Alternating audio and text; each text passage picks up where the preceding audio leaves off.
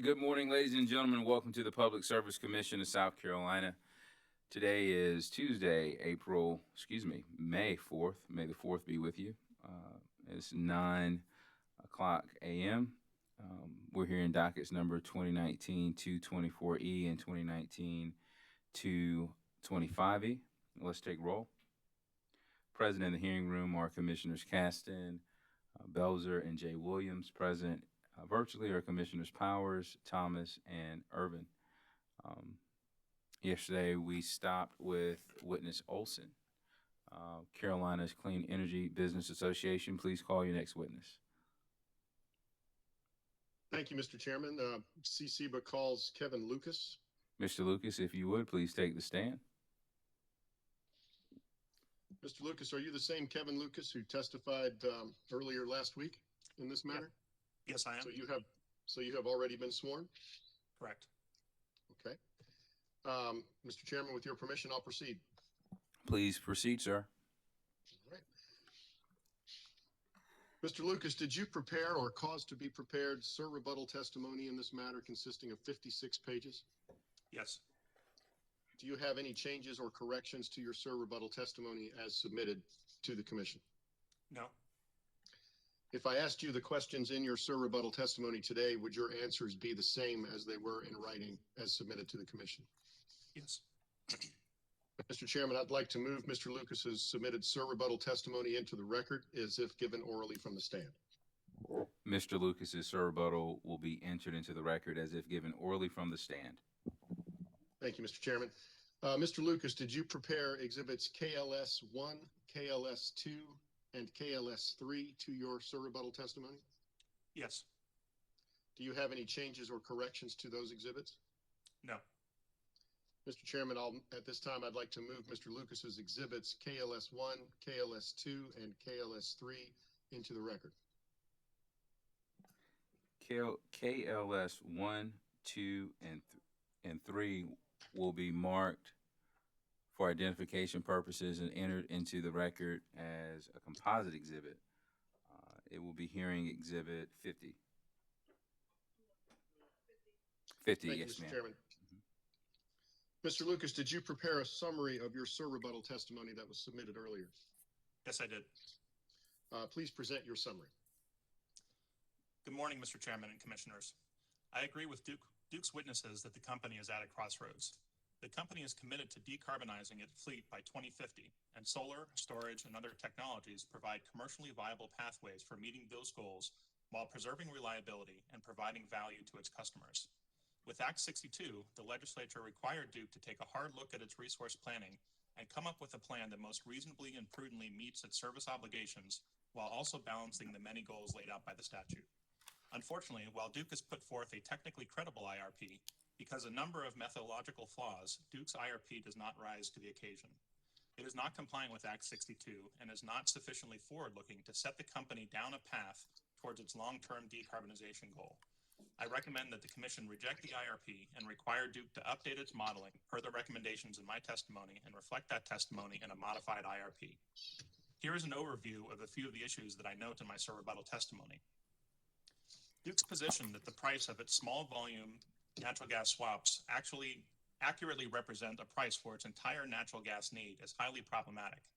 I calculated that based on the typical efficiency of a natural gas combined cycle unit, Duke's small volume 2,500 MMBtu per day swap purchases only represent a tiny fraction of 1% of Duke's annual generation and would only power roughly 15 megawatts of gas generation.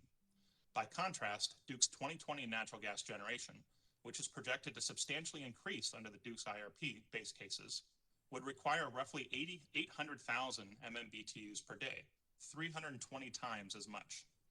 Using recent market prices, the swap that Duke purchased is nominally worth about $24 million. However, securing its entire natural gas supply need would require a swap purchase of roughly $7.8 billion. Duke's ability to obtain multiple bids from counterparties willing to enter a $24 million swap contract has zero bearing on its ability to secure multiple bids from counterparties willing to enter a $7.8 billion swap contract. The types of market participants are different, as are the risks associated with the scale of the contract. As an analogy, I could probably find many people willing to accept a $20 bet on the Super Bowl, but how many people could I find to take a $7 million bet for the same odds? And yet Duke's use of 15 years of market prices informed by these small volume purchases requires ignoring these very facts. Duke witness Kalemba presented a chart in his rebuttal testimony claiming that Duke's storage fixed O&M costs were reasonable after a few years by showing the data as a percentage of the capital costs. But his presentation obscures the impact of Duke's inflated capital costs. In fact, the absolute dollar level of Duke's storage fixed O&M costs remains well above the ATB scenarios through the end of this decade. I agree with ORS that Duke should include a 20-year PPA as a resource option in its plan, instead of modeling only solar facilities with a 30-year service life that are owned by the company. There is no technical limitation preventing the company from doing so, only a capital bias towards company-owned projects. Duke's arguments against PPA do not withstand scrutiny, and Duke's customers should be afforded the potential savings that come along with a third-party PPA. Finally, Duke should be required to assume 100% of future solar and storage and solar plus storage projects will be single axis tracking systems, rather than assuming that 40% of projects will be fixed tilt projects. This assumption is completely at odds with what the industry is already doing now, and Duke does not dispute that. Duke has committed to do so for standalone solar projects in its IRP update this fall, but not for solar plus storage projects. This is a simple change that can and should be made now in a modified IRP. Further, the company should redo its ELCC and resource adequacy studies to reflect the additional capacity credits that this configuration will produce. As an example of what one might expect in a modified IRP with these adjustments, Synapse witness Rachel Wilson performed modeling that did not come through arbitrary or unrealistic changes, but instead were realized with limited modifications to key inputs such as the natural gas forecast and battery cost assumptions. These results showed that a more rapid deployment of energy efficiency, demand response, energy storage, and renewable energy can eliminate the need for new natural gas resources while reducing costs and maintaining reliability. To be clear about my recommendations, CCBA is not asking that Duke be directed to adopt the specific resource plan in the Synapse report as an alternative, as an alternative to Duke's preferred resource plan. What I am recommending is that, in the interest of ensuring that the Commission is able to approve the most reasonable and prudent resource plan, Duke be required to make the methodological changes identified in my direct and rebuttal testimony, do its own modeling, and present the results in a modified IRP. Thank you for the opportunity to appear before you, and I look forward to answering your questions. This concludes my summary. Mr. Chairman, we now have a series of questions and answers on rebuttal of Mr. Roberts' oral testimony, and we'd like to proceed if that's okay with the chairman. Please proceed. Thank you, Mr. Chairman. Mr. Lucas, did you listen to the testimony of Mr. Roberts late last week? Yes, I did. Do you recall his supplemental rebuttal testimony in which he criticized the Synapse report? Yes, I do. Mr. Roberts, among other things, stated that the Synapse report failed to take into account that the DEP-DEC coal generation runs at what he called high capacity factors during winter events, such as that experienced January 1st through January 8th of 2018. Do you recall that testimony? I do recall that. Do you agree with him? No, I don't. The Synapse modeling exercise that was performed looked at meeting load across all hours of the year. The chart that Ms. Wilson presented was the sort of result of those annual numbers that show the annual capacity factors of all the plants. And I think that particular chart highlighted the capacity factor of coal plants across the year. But that actually has nothing to do with what the model is running or choosing to run during high load winter events. So in those high load winter events, if the model found that it was the most cost effective way to meet load by running the coal facilities, it would have run those coal facilities. So comparing how they ran in actuality with what Ms. Wilson showed on the annual average capacity factors, it's just not an apt comparison. Mr. Roberts pointed to to his own Exhibit 3, which I believe is now Hearing Exhibit 31, which was a USEIA chart showing the time period of February 8th, 2021 through February 16th, 2021. And this is that chart with the squiggly lines on it that we've looked at several times. He called that the ERCOT timeframe for CPLE DEP East. Do you recall his testimony related to this exhibit? Yes, I do. Mr. Roberts referred to the brown line, coal, and compared it to the yellow line, which was solar, and said that the performance of solar was, quote, very similar to what ERCOT experienced leading up to their rotating blackouts, close quote. Do you agree with that testimony? Not exactly, no. My understanding from that time period and some of the discussion yesterday was that while this was an extreme event in the ERCOT territory, it was a high load event in the North Carolinas and the South Carolinas, but it wasn't an unprecedentedly cold event. So I think the conditions on the grid were quite different at the time. Leading into the event as well, how solar is performing is not terribly relevant. In ERCOT, the actual challenges began on the 15th and continued into the following week. So what was happening leading up to that is different. It wasn't when the system was actually at its maximum crisis point. And again, the weather in the Carolinas was not as severe, and the system was not under as much stress. The other thing that I'd note is that line was only representing one portion of Duke's system. It did not show anything about the actual load on the system. It didn't show what was happening in the other service territories, the other balancing areas that Duke runs. And it doesn't show what the availability of neighboring systems were to provide additional support. Do you recall his testimony about that solar was unable to excuse me, I got tongue tied. When you're looking at that chart and extrapolating it to a broader analysis of capacity contribution of solar resources, can you tell the commission whether the capacity contribution of solar resources is already accounted for in the modeling process? Yes, it is. So I think Mr. Roberts was focused on the relatively low levels of solar that were occurring during that period. We've had a lot of discussion in this hearing so far about the concept of ELCC, which is effectively the capacity value that solar provides during the summer and the winter. And in the wintertime, the company is already discounting to a substantial degree the capacity contribution of solar. I believe that they model between 1% to 2% depending on the configuration. So the fact that solar was producing less energy during the winter is understood and is already accounted for in the planning process. Mr. Roberts then testified that the chart in hearing exhibit 31, quote, shows the need for reliable dispatchable generation capacity must be available if this coal is no longer on the system. Do you agree that coal must be replaced by a reliable dispatchable generation capacity in the manner Mr. Roberts suggests? No, not in the manner that Mr. Roberts suggests. And I think this is an important discussion and one that we began to get into a little bit yesterday with Mr. Olson's testimony.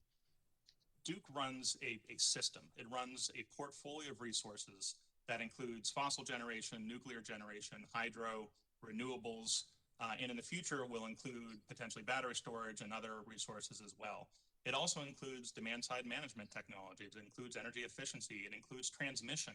It includes the ability to import capacity and buy power on the market from its neighbors. So the idea that somehow one has to take one individual resource or one individual type of resource and substitute it with a resource that is identical in characteristic doesn't account for the fact that the company runs and operates a portfolio of resources. What is critical is that any portfolio of resources, whether it includes coal or doesn't include coal, or whether it includes more renewables or fewer renewables, that resource be planned so that it can be managed and operated in order to meet reliability requirements under a variety of conditions. That is something that is really important for everyone to understand. It's not the case that individual customers or cities are connected to a single power plant. The city of Columbia is not run by the nearest power plant through an extension cord. The power from that power plant goes into the grid. It's able to be moved across the state, north and south, east and west, and it is able to flow to where the power is needed. So if one were to replace a particular coal unit, as long as what is being substituted is able to function within that portfolio to still meet the requirements of reliable service, then that is going to be a sufficient replacement. It's not necessary to have an exact one-for-one replacement between coal and other resources. The other thing that I would add on, I'm sorry, the other thing I would add as well is that the company has and will continue to have a substantial volume of natural gas capacity, existing natural gas capacity. CCEBA, and I don't believe any other intervener, are recommending that the existing fleet of natural gas resources be retired or removed. So it has, I think, close to 20 gigawatts of natural gas capacity that will continue to be able to provide dispatchable capacity as the system evolves over time. Mr. Lucas, to clarify your last statement, I think that in writing it may read a little different than you just said it. Do you mean to say that CCBA has not recommended the withdrawal of existing gas capacity? That is correct, and I apologize if I misspoke. Thank you. Mr. Roberts criticized the Synapse report as not a reasonably developed or reliable plan. Do you agree? No, I don't. And again, Ms. Wilson will obviously speak more about what the goals and purpose of the Synapse report was, but it was an exercise to show that by changing some reasonable assumptions in a model, that you could get a different outcome than what Duke has modeled under their own system. The modeling that Ms. Wilson produced is still subject to all of the constraints and restrictions of the actual technology. So, for example, generating facilities have incorporated their minimum run times and incorporated their minimum loads and maximum loads. It includes the ELCC calculations for solar and other resources, and it includes the reserve margin calculation that Duke has planned to build to in this case. So all of those are factored into the Synapse report, and it simply is demonstrating that by changing some of those key inputs, you would be able to bring on more renewables, more storage, and you could retire your coal facilities faster while saving money and reducing carbon based on those changes in assumption. It would still meet the 8760 hourly load, and it would still conform to the operating characteristics of the company's fleet. Mr. Roberts also said that the Synapse report has a lot of solar and tremendous storage. Do you recall that testimony? I do. His criticism of solar in the Synapse report is that the level of solar recommended is not good because, quote, we can have really low capacity factors in the Carolinas, close quote. Do you think that low capacity factors for solar due to cloudy days, et cetera, has been adequately taken into account by the Synapse report? Yes, I do. And as we discussed previously, the Synapse report does include the company's ELCC calculations. So the low production of solar in the winter is accounted for when the model is solving for its capacity needs. It also factors in various cloudy days in the generation profile of the solar resource. So it doesn't assume that every day is sunny and that energy is going to be available. It has a realistic mix of the generation profile of solar. So those two things put together allows the model to solve for the capacity and energy needs to meet the 8760 load. And the model did, in fact, meet the load in every single hour while accounting for the adjustments for the ELCC and the reserve margin. What was the reserve margin, to your understanding, that was modeled in the Synapse report? I believe it was a 17% reserve margin, which was the same that the company used in its IRPs. Why does meeting a 17% reserve margin factor in the Synapse reasonable assumptions model address Mr. Roberts' stated concerns in his testimony? The reserve margin is there as basically an insurance buffer against sort of unusual weather and unexpected outages from generators. So the reserve margin is built upon and above a typical forecast where one forecasts out conditions in the winter and the summer, and then to account for unusual weather patterns or unexpected outages, a reserve margin is added on top of that. Because the ELCC of solar is very low in the winter, it does not contribute a lot towards the total capacity needed to meet that reserve margin. So it's already accounted for in the planning process. It's already accounted for in the Synapse modeling. And because those two paths are parallel, that the Synapse use the same reserve margin, and that reserve margin is already including the discounted factor of ELCC for solar, it's reasonable then to assume that the modeling results incorporate those factors. And that's the 17% reserve margin is the same reserve margin as that used by Duke in its IRP. Is that correct? That's my understanding, yes. Can variable resources such as solar assist in meeting peak conditions, such as those discussed by Mr. Roberts?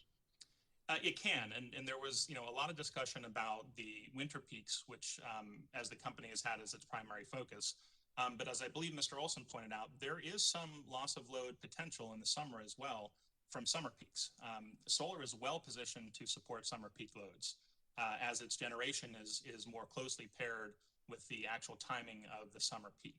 But one thing to note that as solar becomes paired with storage And as storage, standalone storage is added to the system, then the solar energy that is produced at any point in the day will increasingly be able to contribute to meeting peak loads. This is, again, what Mr. Olson mentioned, that when storage is added to the system, that the solar becomes more valuable.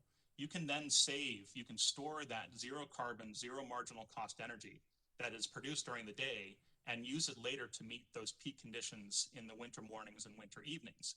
That gives you a double benefit of not only reducing carbon by not having to meet those peaks with fossil fuel, which has emissions, but also saving money because you're able to store that zero marginal cost energy from the solar resource and use it back in place of running relatively inefficient combustion turbine natural gas facilities. I'm going to share my screen briefly to show you Robert's Exhibit 3. Is the line representing gas resources showing on Robert's Exhibit 3, which I believe is the light brown line that I'm tracing now with the cursor. I guess I see that. Is that line representing gas resources showing that those resources were running at a steady rate during the time period, reference time period in February of 2021? No, they weren't. As you can clearly see in the chart, they were initially at a lower level. In the later part of this chart, they did ramp up to higher levels during parts of the day, but they continued to ramp down on the order of, it looks like 1,000 to maybe 1,500 megawatts, depending on the day. And what does that tell you, if anything, about the load on Duke's grid in that time frame?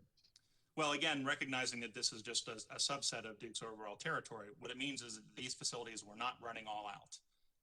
And if the load on the system had been at such a high level that all resources were required at all times, we would have expected the gas line to look something a little bit more consistent with the nuclear line. Thank you. Mr. Roberts also criticized the Synapse report for adopting tremendous storage, which he describes as a nascent technology that cannot be relied upon. Do you agree with his testimony? I do not. Firstly, storage, while it is becoming more broadly deployed, has actually been in operation for many years, functioning in RTOs as a frequency response resource. I believe PJM, excuse me, was one of the first RTOs that operated that. And I believe that they've had a program, perhaps going back to 2013 or 2014, where batteries were able to provide frequency response. We talked a little bit again about that from Mr. Olson yesterday, but that requires the battery to actually follow very closely a control signal that changes every 4 seconds. And by moderating its discharge or charging up and down, it can help provide a service to the grid. So those resources have been used in RTOs for a good number of years. It is definitely the case, though, that storage paired with solar is increasing. We're seeing more deployments that are adding storage along with their solar. And that's done for several reasons. It's done because it can help affirm the solar resource. It can smooth out some of those small intermittent changes that might happen as a cloud crosses. But it also helps firm up the capacity contribution by making sure that energy is available potentially later in the day. So as the storage is added to the system, more and more value is going to be available from this. I don't agree that it is a new technology that is not understood. It has been in operation in different capacities for a number of years, and the trends in the industry are rapidly moving towards increasing solar plus storage deployments. So when we talk about the time frame that this IRP is covering, going between now and 2035, these changes are going to happen over time. The Synapse report does not dump all of this storage in 2023 and ask the company to figure out how to integrate it. It adds the storage steadily over a period of about a decade, over which time the company will become more familiar with the technology and will have learnings. This is something that the company itself has admitted that it will benefit as it gets more added to the system over time. So I think that it is not reasonable to say that it's a nascent technology and cannot be relied upon. It will require some changes in how the company operates its system, but I'm sure that the company's system operators are fully capable of integrating those changes. The proposed IRPs that are being considered by the Commission look forward 15 to 20 years. Has any other utility substantially changed its resource mix and added what are considered nascent technologies to do that in that kind of time frame, to your knowledge? Yes, I believe that is the case. I did a little bit of looking backwards on this, there was discussion in my initial testimony about SEIA's goal to go from roughly 2.5% today to 20% in a decade, and acknowledging that that was a sizable change that would have to occur. So I went and looked at some other areas to see if similar changes had actually occurred over that time frame. And I looked at the Southwest Power Pool, which is an RTO that operates in the Midwest in some of the windiest parts of the country. Back in 2009, the RTO had about a 3 to 4% penetration of wind on an annual basis, which means over the course of the year, roughly 3 to 4% of the total energy was from wind. That had been a substantial increase over the past few years from a very low base. And the RTO wanted to study how this might change going forward. So it commissioned a study that looked at 10% average penetration and 20% average penetrations, which were, again, nearly an order of magnitude larger than what they had at the time. In 2020, merely 11 years later, the SPP averaged 31% of annual energy from wind. It had certain time periods where 70% of the entire regional transmission operation load was being met through wind. And it had days at a time where more than 50% of the load was being met with wind.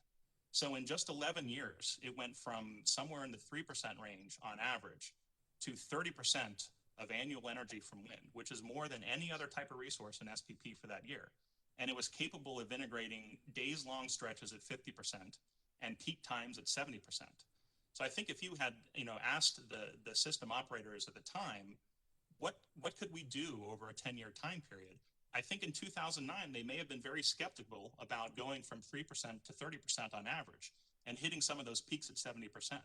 But those system operators figured out how to make it work. They obviously are still held to the same reliability requirements that Duke is, and they learned to adapt the way that they run their system to incorporate those changes of technologies. So I'm fully confident, again, that Duke has excellent system operators and that they would be able to accommodate a similar change to be able to incorporate these things on a faster time frame than what they may think is possible right now, because it has been done in other areas. One other note that I would make as well, speaking about a specific utility, is Excel has a utility in Colorado. They just released an IRP earlier this year, and they are actually looking to move to 80% of their annual energy from wind and solar. So not just 70% as a peak, but 80% as an average annual as an average annual amount of generation by 2030. So again, that's one utility who is looking to move forward in a very aggressive way, that is looking to get 80% of their energy from wind and solar technologies. It will require some changes, and that company operates. But again, it is based on the time frame and shows what is possible over sort of a 10-year period that we're looking at here. Thank you. Changing topics just slightly, Mr. Roberts argues that Synapse, and this is a quote as best as I could do from the video, you've got to replace it with something that can perform at high CF capacity factor for multiple days, like that period we had back in 2018. I can't discharge the batteries and then say, uh-oh, I don't have enough solar to recharge my battery. So customers, I'll have to do rotating outages to recharge my batteries instead. I would never do that, close quote. Do you recall him saying that? Yes, I do. Do you agree with Mr. Roberts that you have to replace coal generation with something that can perform at a high capacity factor for multiple days in winter periods, such as January of 2018? No, I don't. And I discussed this a little bit earlier, so I'll just be brief here. As I said, Duke operates a portfolio.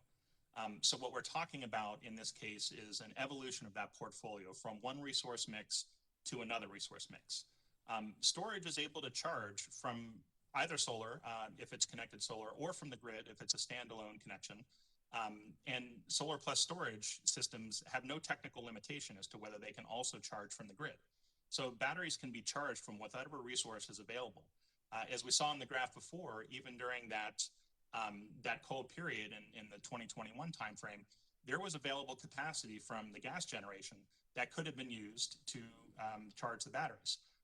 And then, in the event that, that the load is even higher, there still is a group of resources that the company can recall and rely on. So we've talked about demand side management. We've talked about demand response. We have different resources. We have existing gas generation that is going to continue to be online. We have the pump hydro. We have a suite of resources that acting together is required to meet these high load days.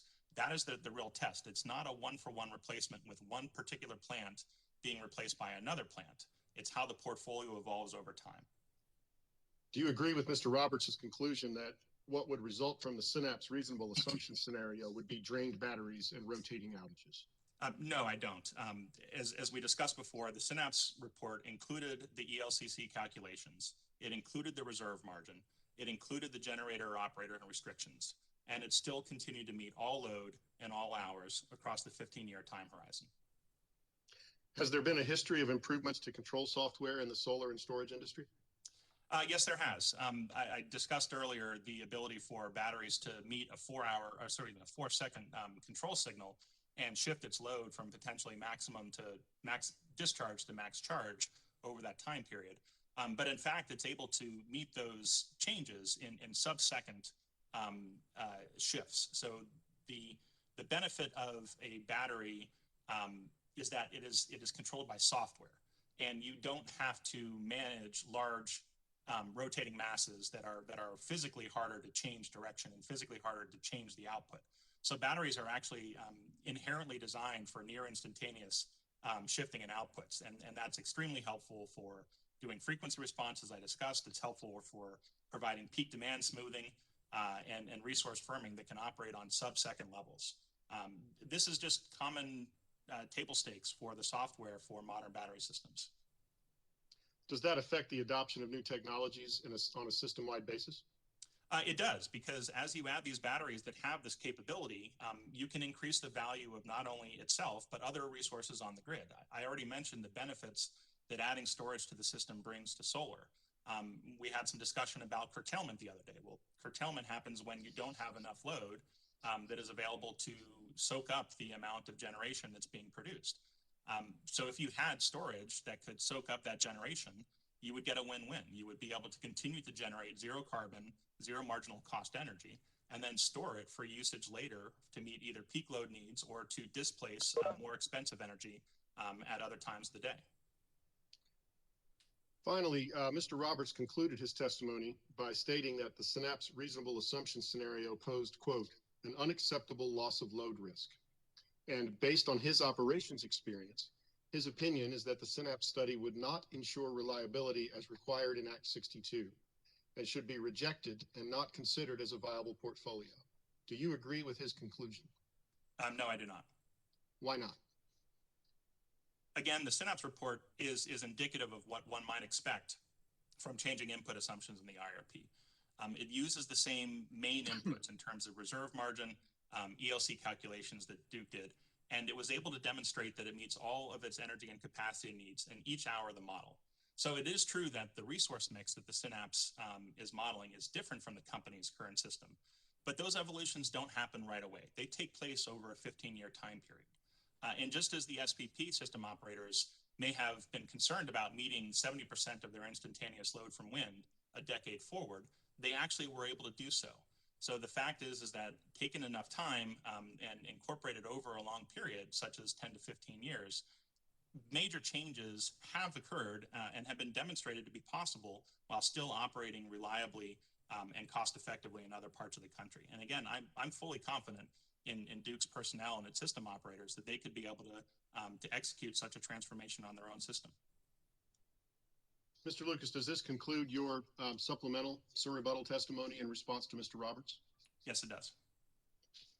Mr. Lucas is now available for cross-examination and commissioner questions. Thank you, Mr. Chairman. Thank you, sir. Is there any cross-examination from the clean energy interveners?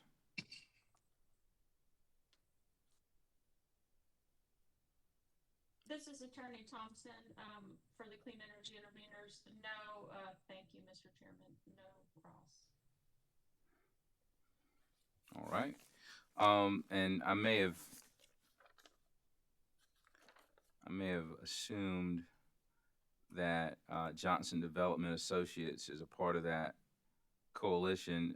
Johnson Development Associates, are you all a part of the clean energy group or party? Court Walsh for Johnson Development. Strictly, no, we're not. So I'll speak for Johnson Development. We don't have any questions for this witness. Thank you. All right. Thank you, sir. Duke Companies, cross-examination.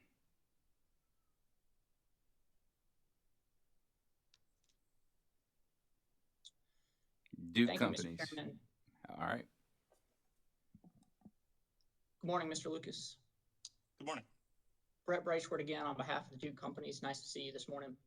Likewise. I'd like to start with your supplemental testimony that you just presented in response to Mr. Roberts. I guess we can call it his supplemental testimony in response to your surrebuttal testimony, which was based on the new Synapse report that the companies had not seen before in this proceeding prior to surrebuttal. Is that generally where we are? Yes. Okay. And do you recall the discussion that you and I had in the examination of your direct testimony, your roles and responsibilities at SIA? Yes, I do. Okay. And is it fair to say that your testimony a week or so ago was that you're a solar policy expert and advocate on behalf of SIA and that you've never operated a power system? Yes, that's correct. Okay. And you also testified that you have a general understanding of power system operations and a general understanding of the NERC reliability standards. Is that correct? Correct. And you understand from Mr. Roberts' testimony that he's been running the Duke power system since the NERC reliability standards became mandatory and enforceable in 2007? I believe he has been there for quite a long period of time, so I'm sure it is at or before 2007. Subject to check, that's what his testimony was? Correct.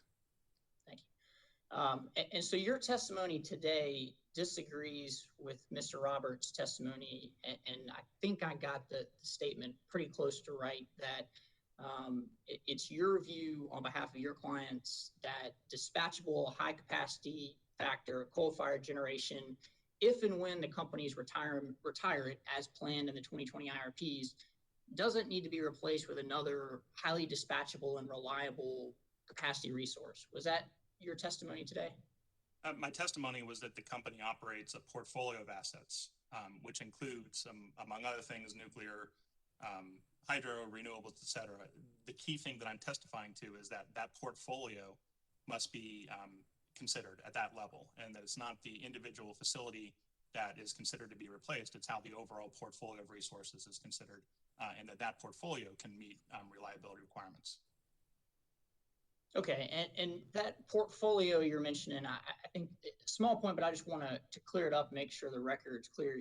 You mentioned Duke's existing resources and the capabilities, and you kept saying, we have existing natural gas resources, we have pumped hydro, and we can add new batteries and solar to reliably serve Duke's customers. Do you recall saying that? I don't know if I used those terms. If I did use those terms, I did not mean we as in SIA. I meant the company as in Duke has those resources.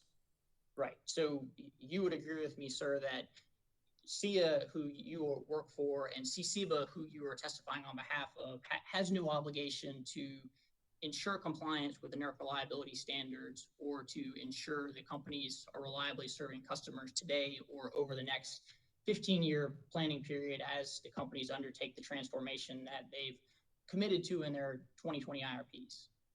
That's correct, and thank you for that. If I spoke in a way that made it sound like SIA had that responsibility, that was not my intent. What I was saying is that the company has those assets, and the company is required to operate those assets in a way that would meet system reliability. Understood. And I want to return just briefly to your testimony that the company doesn't need to replace the dispatchable high capacity factor of coal generation with other highly dispatchable and reliable resources. If I understood your testimony, you have one opinion and Mr. Roberts on behalf of Duke has another opinion. Is that fair? And you were rebutting his testimony. Is that right? Certainly, Mr. Roberts has his views on this. I mean, my views, as I just went through, are informed based on other utilities and other territories that have made changes. It's also informed by the Synapse modeling that simulated the system and was able to meet load. And it's informed by my general background understanding of various research reports that have looked at meeting load in a reliable way with high penetrations of renewable energy generation. Okay, I'm just gonna share my screen if I can. Can you see my screen, and would you agree that what I have presented here is Mr. Roberts' rebuttal testimony? Visible to you? Yep, that does I appear hope to I've be got it. it sized right. I'm just going to read a couple lines and then ask you a few questions about it. So this is from page 4, starting at line 21 of Mr. Roberts' rebuttal testimony, where he says, "Indeed, just days ago, the NERC president and CEO, Mr. James Robb, emphasized for the United States Senate Committee on Energy and Natural Resources the critical role," moving to page 5, "gas generation has today for ensuring reliability, resiliency, and affordability of electric service in the United States, and going forward, will fulfill to reliably integrate more solar and wind generation as we transition to lower CO2 emissions." So that's Mr. Roberts' testimony. And then he quotes Mr. Robb, who's the president and CEO of NERC, which Mr. Robb testified to Congress, "Natural gas is essential to a reliable transition. As variable resources continue to replace other generation resources, natural gas will remain essential to reliability. In many areas, natural gas fuel generation is needed to meet energy demand during shoulder periods between times of high and low renewable energy availability. And on a daily basis in areas with significant solar generation, the mismatch between the solar generation peak and the electric load peak necessitates a very flexible generation resource to fill the gap. Natural gas generation is best positioned to play that role. The criticality of natural gas as the fuel that will keep the lights on will remain unless or until very large-scale battery deployments are feasible or an alternative flexible fuel such as hydrogen can be developed." Did I read that correctly? Yes, you did. And would you agree with me, based on what I just read, that it's the view of NERC, who's responsible for reliable power system operations across the country, that natural gas is critical, and that if we're replacing dispatchable high capacity factor coal generation, we need flexible generation like natural gas to ensure that we can keep the lights on? That's what it says, and it's the case that the company has a substantial amount of existing natural gas generation, which is dispatchable and flexible. So as I mentioned earlier, it is not my testimony or my understanding anybody's testimony that the company's existing natural gas portfolio be retired. And the Synapse report included the natural gas that the company currently owns and utilize that natural gas to help fill in these gaps exactly as Mr. Robb explains. So I don't find this to be inconsistent with my testimony. Okay. And you mentioned the Synapse report a number of times, and that was kind of the point of this supplemental testimony. Is that right? Of whose supplemental testimony? Of Mr. Roberts? Your supplemental testimony, and frankly, Mr. Roberts' supplemental testimony was responding to the Synapse report. Is that correct? The supplemental testimony I just provided was in response to Mr. Roberts' supplemental testimony, which I understand was largely focused on the Synapse report. Right. My rebuttal testimony also discussed the Synapse report as well as some other topics. Thank you. And is it fair to say you're doubling down on the Synapse report? You're agreeing with the analysis, modeling, conclusions of that report, and so kind of the credibility of your testimony is founded on the credibility of the Synapse report? The Synapse report was one piece of the testimony that I gave in my rebuttal. I think that testimony stands on its own. I think Ms. Wilson will be here to talk about the Synapse report. But yes, I am basing my opinions in part on the Synapse report and in part on other areas, as I discussed here, on how other utilities have made similar transitions in their systems over time. Okay, so let's talk a little bit about the Synapse report, if we could, please, sir, and how did you investigate the accuracy of the Synapse report? I'm sorry, can you clarify? Sure. Did you ask discovery of Miss Wilson or Synapse to confirm that her modeling was accurate? Did you ask for supporting work papers to ensure that her assumptions were appropriate?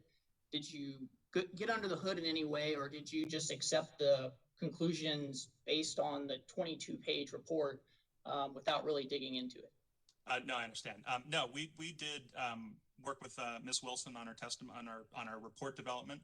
I did not work with her on her testimony, to clarify. We did work when she was developing the model. We discussed the inputs.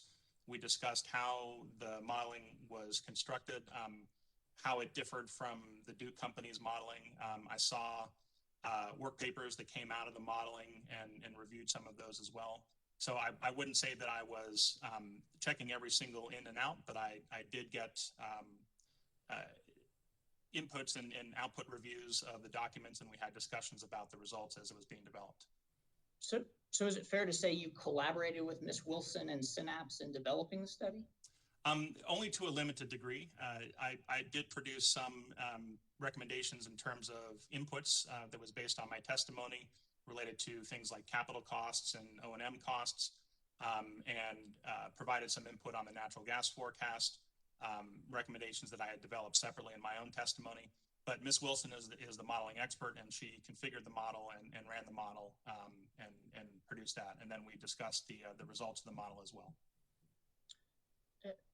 Okay, and so just thinking through what you just said, if you provided input based on your direct testimony, then the Synapse report was developed after your direct testimony and was influenced by it. Is that fair?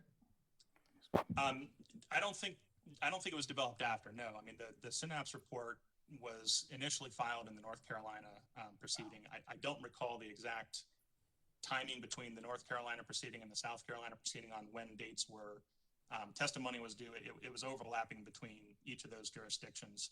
I do know that in the period leading up to the filing of the reports, there was some discussion between Ms. Wilson and myself about various inputs and how she was accommodating those, but that was just discussion leading up to the development of the report. Attorney Brightsworth, Yes, sir. are you finished with the document?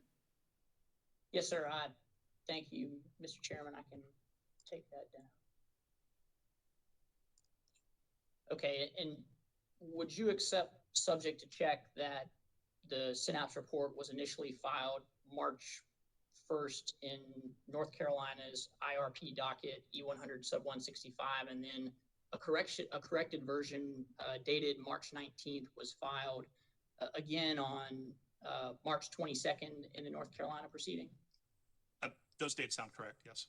Okay, and so recognizing that you were, I'm just going to use the word collaborating. If you want to give me a better word, I'll use yours, but collaborating with Ms. Wilson on the report and were familiar with it as it was being developed, do you have any explanation why it wasn't filed in South Carolina until April 15th? I wasn't in. Sorry, I just saw Mr. Burns pop up. I wasn't involved in discussions about the timing of the filing, so I don't have any information on that. Fair enough. All right. Thank you, sir. All right. So turning now to your sir rebuttal testimony, if we could please, sir. I think one thing that hopefully we can clear up fairly quickly is the planned timing of the company's next comprehensive IRP. And in your sir rebuttal testimony, a couple of different points, you raised concerns for the commission that the company may not file it until the fall of 2023, and the implications of that is that could delay future procurements or future generation planning decisions until 2024 or 2025, and that would be adverse to what you view as the objectives of Act 62. Did I generally summarize that correctly? I think in general, I pointed out that the IRP is not required to be filed under Act 62 until fall 2023. Okay, and would you agree with me that it is absolutely beyond dispute based on the testimony filed in this proceeding that the companies plan to file the next comprehensive IRP in September of next year, 2022? I think that is a reasonable assumption, yes. Okay, not just a reasonable assumption. I mean, Duke's told the commission this is what we're going to do, and they will follow through with that, or they'll be subject to the commission's oversight, right? They would be subject to the commission's oversight. Again, the requirement in South Carolina under the statute is that they're not required to file until fall 2023. I'm not familiar enough with what the South Carolina Commission would do if Duke orally told them one thing and did something different that can still conform with the statute. That's just why I'm hesitant to fully confirm that. Okay. Just to make sure we're clear on this fairly straightforward point, I put up Mr. Snyder's rebuttal testimony. Do you see that here? I can. Okay. And this is from page 46, the question starting at line 17, and I'll read it. Is when do the companies next plan to provide the commission a new comprehensive IRP based on a new snapshot in time that could further incorporate any directives issued in this proceeding? Answer. Act 62 requires the company to file updated IRPs to the commission at least every 3 years. However, the companies are planning to submit their next comprehensive IRP in September of 2022, which is consistent with the biennial calendar for filing IRPs in the company's North Carolina jurisdiction. This is less than 18 months away from today and will be approximately 14 months from when the commission issues an order on the 2020 IRPs. So you'd agree with me, and he even included a rebuttal figure 5 here that presents the regulatory calendar looking out through 2022. It's unequivocally the company's commitment to the commission that they're going to file the next comprehensive IRP in September 2022. I would agree with you that is the company's commitment. I think you asked me what the commission would do if they did not follow through on that commitment, and I do not have any understanding as to that from a legal standpoint. I'm pointing out in my testimony that the statute doesn't require that timeline. I will agree with you that the company's commitment is to file on that timeline. Thank you. All right, I'd like to move on to another topic that we've had a good amount of discussion about over the last few days, and Mr. Snyder and your counsel, I think I just combined their names. Mr. Snyder and your counsel, Mr. Snowden, had a good long discussion about natural gas price forecasting yesterday. You remember that discussion? Yes, I do. And we had a reasonably good long discussion about it early last week as well. And just to summarize the issue of disagreement between the company's position and your position, would you agree with me that it's largely based on the fact that Duke uses 10 years of forward market prices for natural gas before transitioning to fundamental forecasts, and your position is that's not reasonable or appropriate, and that it would be more appropriate to use a significantly shorter period before transitioning to fundamental forecasts? Is that generally a fair 2-sentence summary of the 100+ pages of testimony that's been filed on this issue? Yes, I think that's a good general summary. And I think it's been established, but would you also agree with me that Duke uses the same methodological approach in its IRPs filed in both South Carolina and North Carolina? I believe the company's most recent filing in the most recent avoided cost proceeding in North Carolina did in fact conform with the commission's ruling in North Carolina and uses at most 8 years of market prices. So I believe that the duration of market prices and the way in which the company transitions to the fundamentals is different in the most recent filing in North Carolina. So the most recent avoided cost filing in North Carolina, is that correct? The most recent avoided cost filing in North Carolina. Okay, Mr. Chairman, just 1 minute to get to the right page here.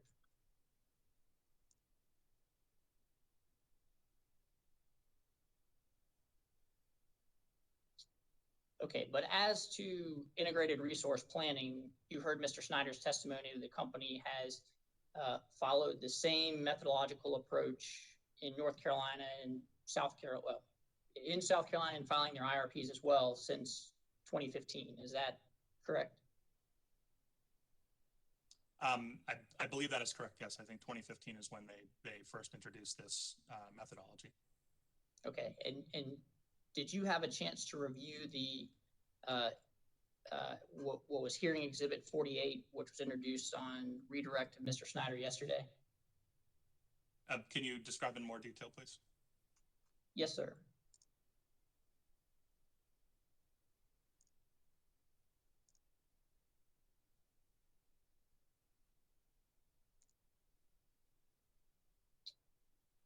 Are you able to see the exhibit I have on my screen here?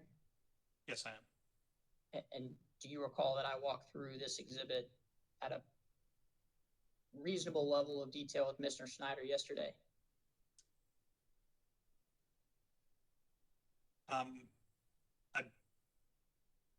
Yes, I'm trying to remember if it was, no, that's correct. Yes, Mr. Snyder is who you walked this through. Yes, I do remember that.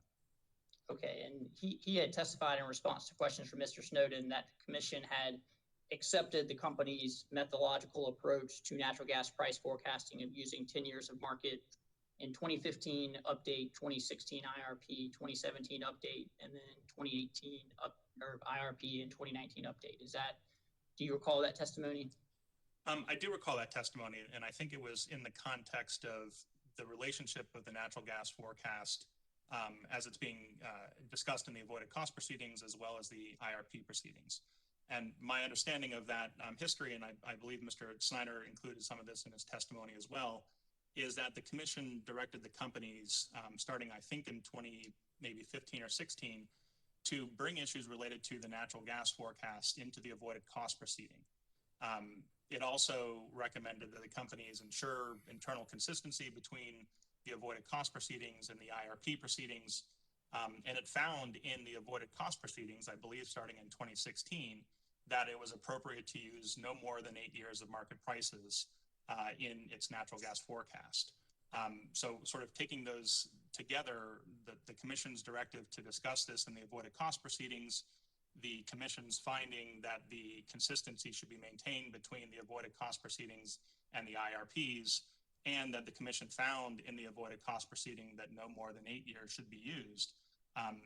In my view, that's sort of the directive from the commission that should be carrying the day. So yes, I agree with you that the commission accepted the IRPs here, some of which were merely IRP updates and not subject to the same full requirements that included a longer period of time.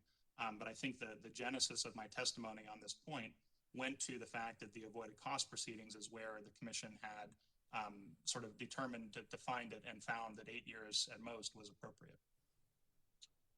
Okay, and just to unpack a few things you said there. So you made the point that IRP updates are less rigorous reviews in North Carolina, which is fair.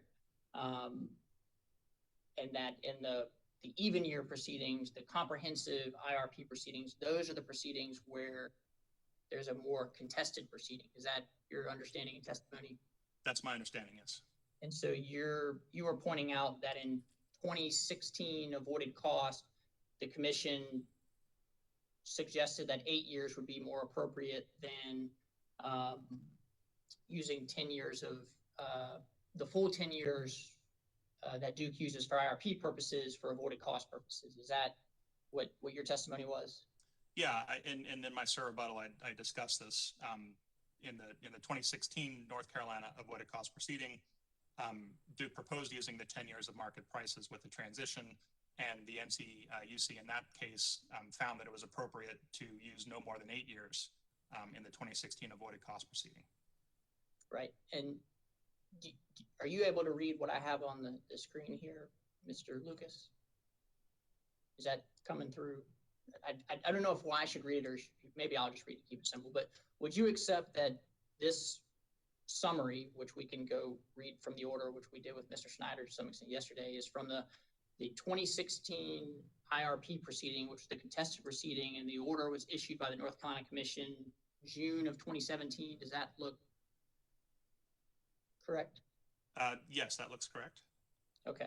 And so if we go to page 39 of that order, which is in the appendix to this exhibit, it will say that based on DEP and DEC's, and this is the commission summarizing its findings and conclusions after the avoided cost order, that in the IRP proceeding after the avoided cost order that you just mentioned, The commission said, based on DEP and DEC's 2015 IRP updates and Duke Witness Snyder's extensive testimony on this subject in the 2016 avoided cost hearing, the commission accepts the fuel forecasting methodology utilized by DEP and DEC as appropriate for integrated resource planning in this document.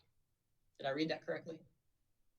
You did read that correctly, and I believe the commission also said that its acceptance of the fuel forecasting methodologies in the present IRP docket shall now be precedent for or any manner of prejudice decisions to be made in the pending avoided cost proceeding.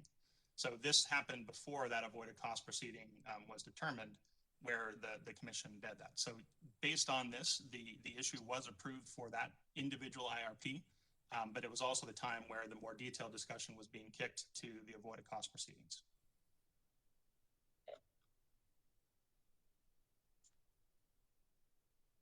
And that's based on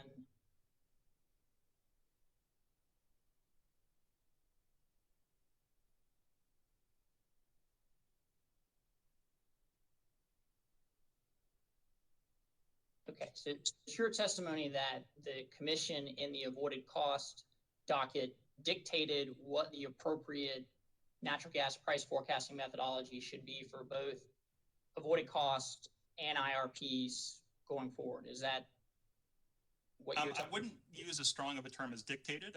It definitely, in the avoided cost, found that the maximum of 8 years of market prices was appropriate.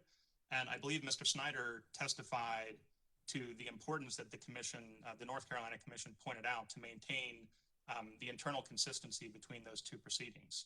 So I think the sort of overall theme that I'm testifying to is that beginning in the 2016 avoided cost proceeding, the commission found that 8 years of market prices was the most the company should rely on, while simultaneously having commented about maintaining the consistency between the two proceedings. So that is the thrust of my testimony. Okay, so the words on the page, would you accept that this is from page 23, line 18 of your pre-filed testimony, is that Duke has repeatedly ignored the directive of the NCUC? Is that your testimony? That's correct. And in the avoided cost proceedings, until this most recent proceeding, in the 2018 proceeding, Duke filed a 10-year market price, despite having been directed in the previous avoided cost proceeding to use no more than 8 years.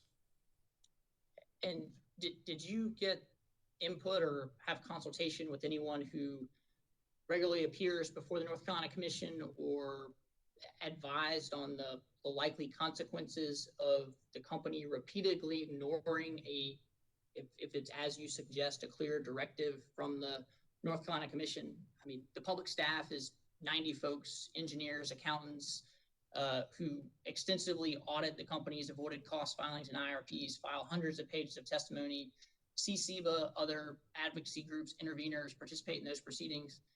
If they ignored the directive of the commission in 2016, don't you think this would have gotten sorted out fairly quickly between 2017, 2018, 2019, or 2020?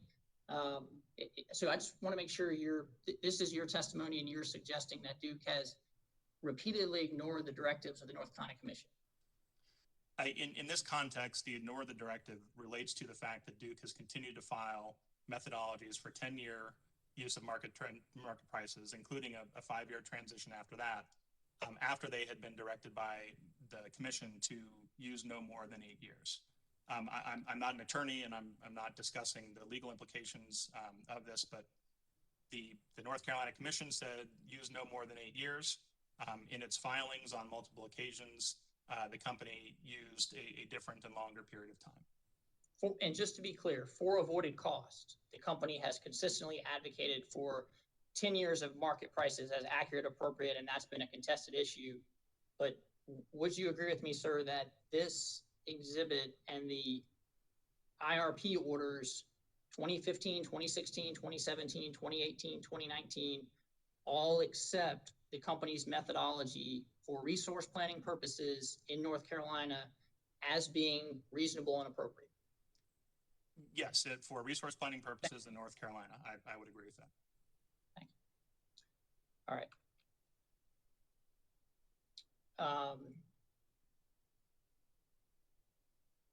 on page 29, line 9 of your testimony, you discuss Mr. Snyder's concerns about the risk of overpayment, and you suggest that his concerns are speculative and that that risk is already being addressed. Is that your testimony? That is the subtitle of that section, yes. Okay. And what is, when you say the overpayment risk, what are you talking about there? This was an issue that Mr. Snyder brought up that talked about the payments to existing PERPA contracts, some of which are still in the future, in a analysis that I don't remember exactly when it was done, but looked at the price of those contracts compared to the price, I believe, of the market and future price, and calculated the delta between those. And Mr. Snyder had suggested that there was an overpayment that was going to be coming to these facilities based on that difference. And you say that it's speculative. Why? It's speculative because while the payment to the QFs is known, the comparison that was done in this analysis is to future prices, and future prices are not known. So one does not know what the future price of electricity is going to be in order to perform a calculation on whether these contracts will or won't be in the money in the future. Okay. And Mr. Snyder also included in his rebuttal testimony what I would call an actually experienced overpayment based on overpriced QF solar purchases in 2020. Do you recall that? I think that was representative of the payment of that year based on the prices. But again, my understanding is the general issue that Mr. Snyder was talking about included costs that would be potentially incurred in the future. And those potential costs in the future, I don't believe can be known with certainty. But if we've been in a period of declining natural gas prices and the projections exceed what actual prices are, which we had a long discussion about early last week, you would agree with me that future experience, which you characterize as speculative, over time becomes reality, and there is actually experienced overpayment. Is that accurate? No, I don't think so, because you're presupposing that the future is going to be based on what we think the future is now. And I think if nothing else, that this discussion of natural gas has shown is that things can change in this industry in a relatively brief time compared to the planning horizon that we're discussing. 10 or 15 years in the future, situations could be very different. So it's not, I would not stipulate to that. So maybe to say it another way, if Mr. Snyder's demonstrating a market price at $3 gas and the company were forced to rely on a fundamental forecast of $4 gas, if in the future we got to $4 gas, then there wouldn't be an overpayment. Is that the point you're making? Potentially, but again, it depends on what compared to what. I mean, we don't know what the future system is going to be operating on and what those costs are going to be and how that's going to be incorporated. So I think the idea of saying that you know now what you will actually be paying in 2030 for something, I don't think is a knowable condition. And so my argument on this is that the analysis that was performed is forecasting in the future, and we've had a lot of discussion about whether or not those can be determined with certainty, and I don't believe they can. Right, but with the major caveat that under PERPA, at least PERPA as it existed pre-Order 872, Duke is obligated to lock in those long-term prices for solar QF purchase contracts. Is that correct? That's my understanding, yes. So we don't know what's going to happen with the price of natural gas in the future, but we definitively know based on the assumptions that are used today that Duke and their customers will be obligated to pay solar generators under those long-term purchase contracts at whatever that assumed future price is. Is that accurate? That's accurate, but the calculation that was done here compares that dollar amount to something that is not knowable. So it's the delta between those two things that's at play, not the payment to the QFs itself. Okay. Can you turn to page 30, line 21 of your testimony, please? Yes, I'm there. Okay, thank you. And you discussed several measures that have already been taken at the state and federal level to address any potential overpayment risk. Is that what your testimony there is addressing? I think it says the developments, it mitigates many of the risks. So this is a quote from Mr. Snyder talking about the changes in North Carolina, reducing the size of QF contracts, and the 2019 FERC order that are addressing some of these things as well. Okay, can you explain a little bit more what your understanding of those policy changes are and what the implications are that you were responding to there? Yeah, so again, my understanding from the HB 589 is that the fixed price QF contract size was reduced so that QFs of only 1 megawatt, of over 1 megawatt would be reduced into a 5-year payment. And that the contract for 10 years longer is approved, but only at the tenure of what it costs. So those are narrowing the window, the duration and the size of the projects that are eligible for those contracts. And FERC Rate 8072 changes some of the requirements that allows, I believe it allows utilities to change whether they are offering fixed price long-term contracts for the PURPA projects. So collectively, this sort of shrinks the potential exposure that the company has to large-scale long-term contracts at future avoided costs and reduces the size of projects that are eligible and shortens the time period. And my understanding from earlier testimony is I don't believe that any QFs have signed up under this new regime that's subject to check based on the testimony.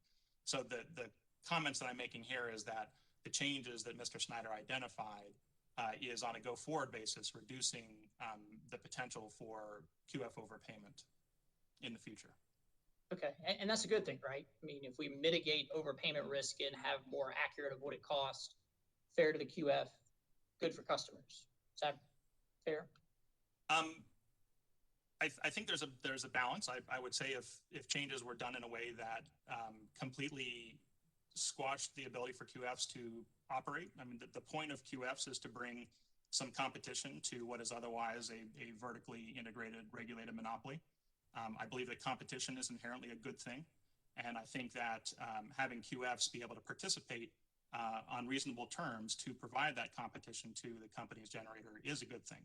So I would say that changes that go too far in a way that completely make it infeasible to operate QFs is on balance probably not the right direction. Fair enough. And so the commission under PURPA has an obligation to encourage QFs, but not to overcharge customers. That's kind of how the process is supposed to work. Yes, it's a balance between those, correct. Fair enough. All right. Let's move on to another topic in your sir rebuttal testimony. This is on page 16. Solar interconnection constraint limits included in the model.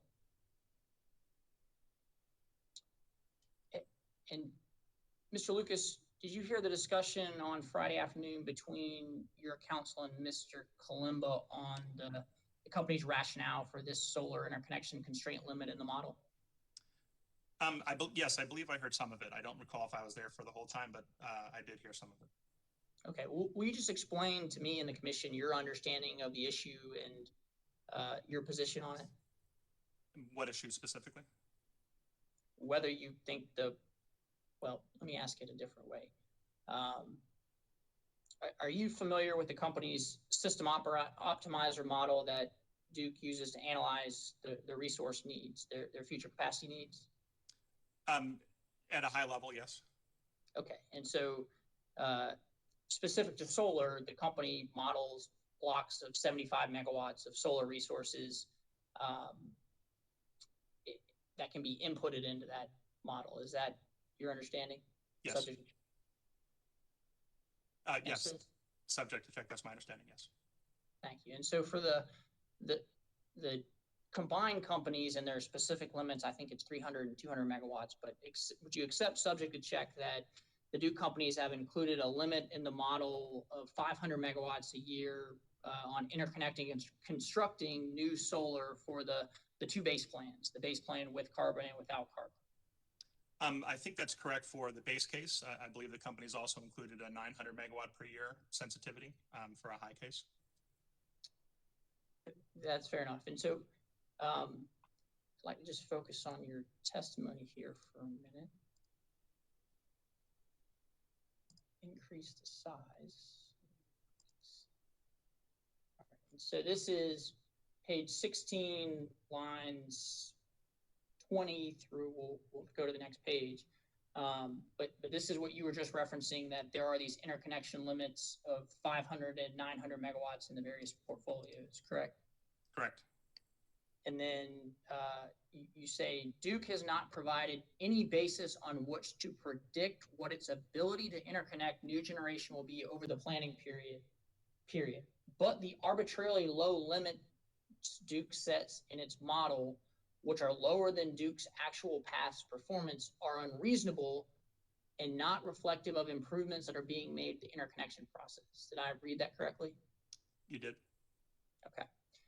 And did you, well, maybe just to take a step back, when you say Duke has not provided any basis on which to predict its ability to interconnect new generation, what are you saying in your testimony there? How should they have provided that basis? What are you looking for that they didn't offer you to inform your review of their IRPs?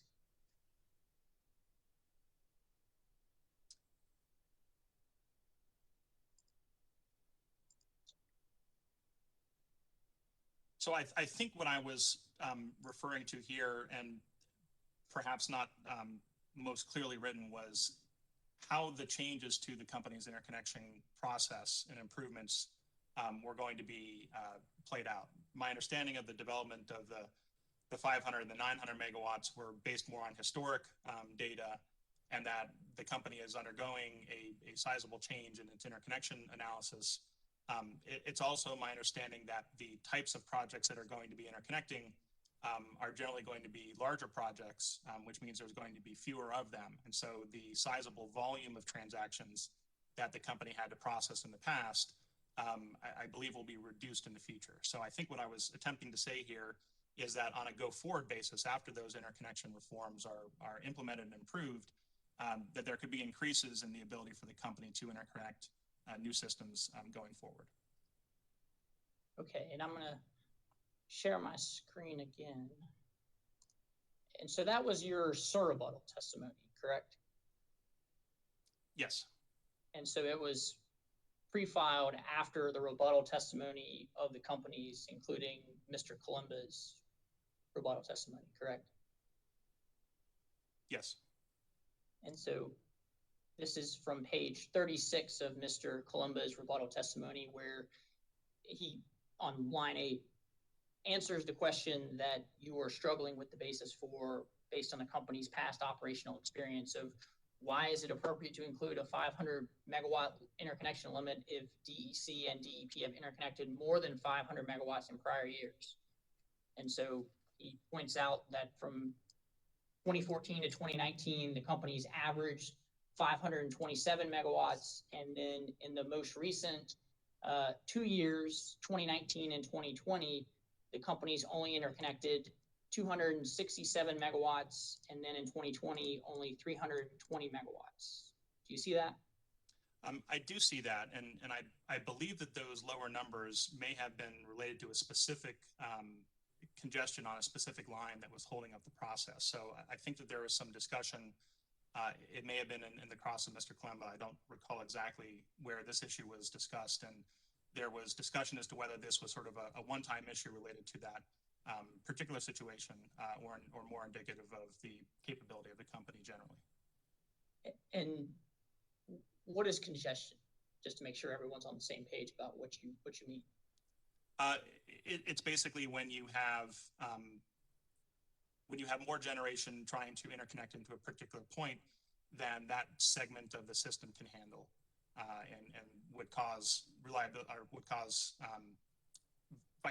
criteria violations of the transmission line with too much power being put on it. So the point of congestion for this conversation is for the company to interconnect new generation they have to make upgrades to the system to make it more reliable and to ensure that new generation can be interconnected. And so congestion is an indicia of the need for an upgrade. Is that the point you're making?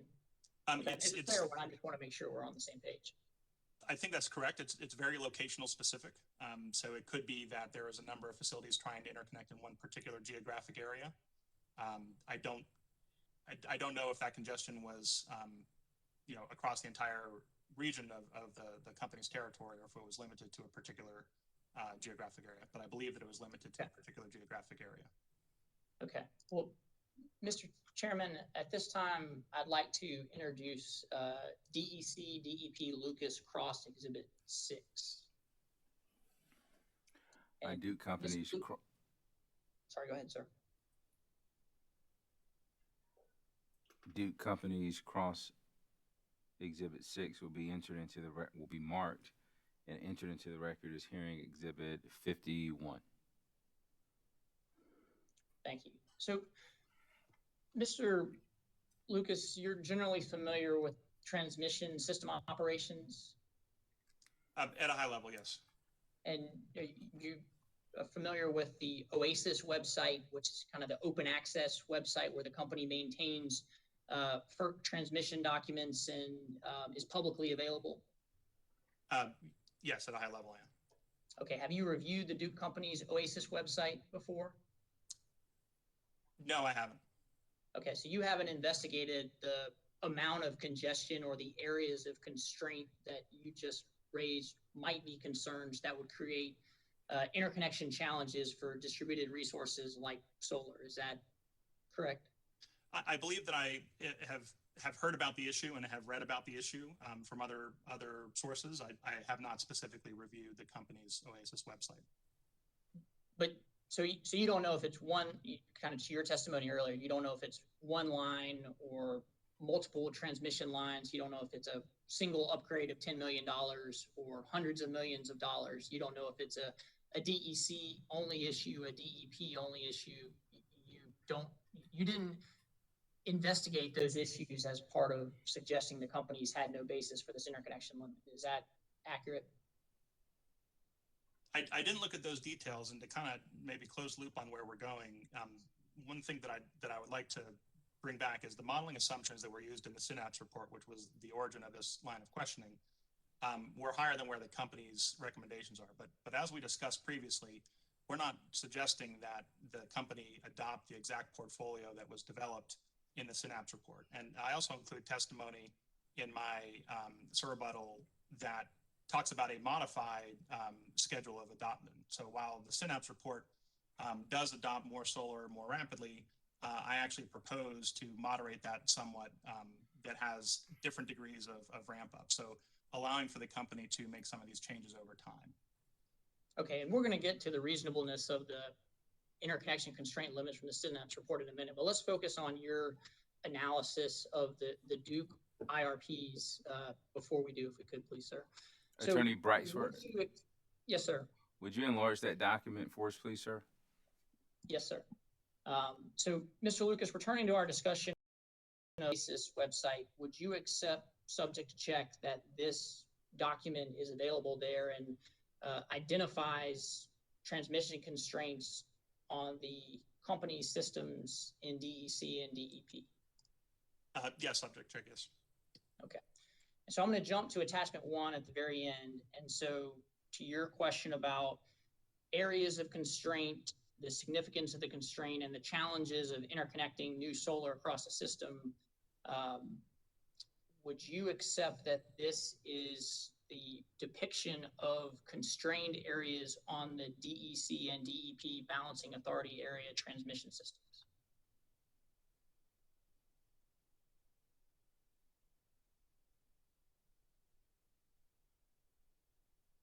And I'll strike that question and let's start at the beginning and we can get to the end.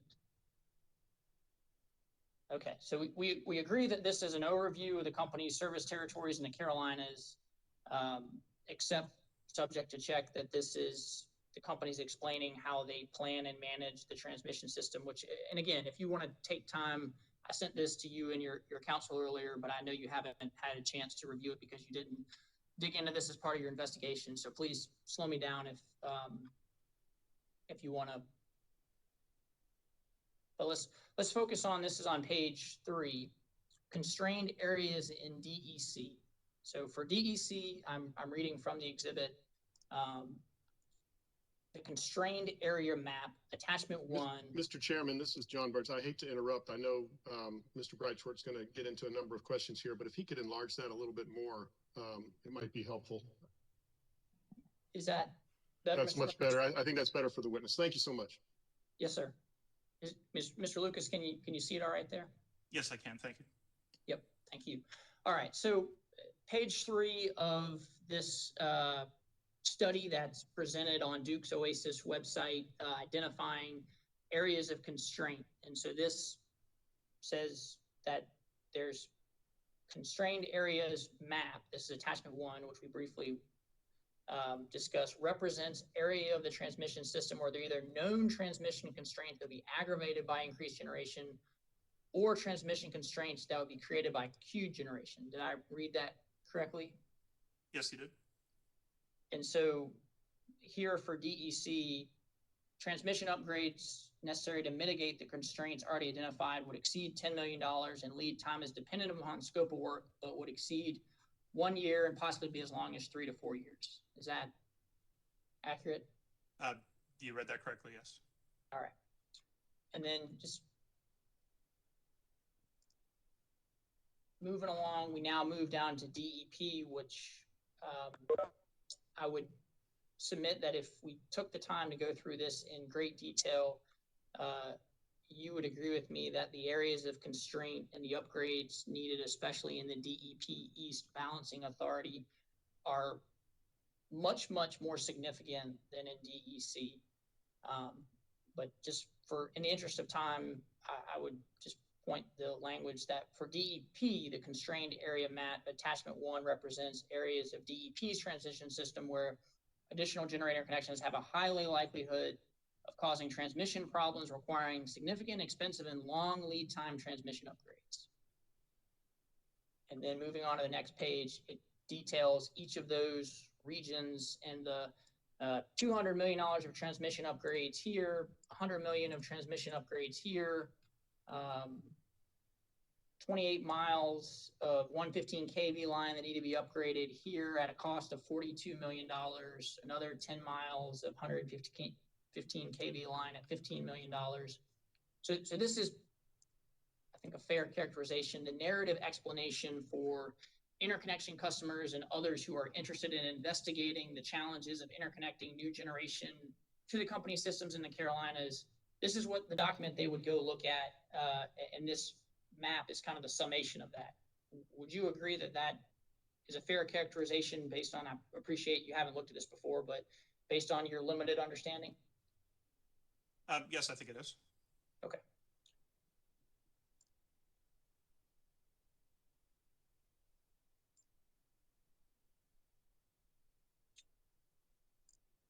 All right.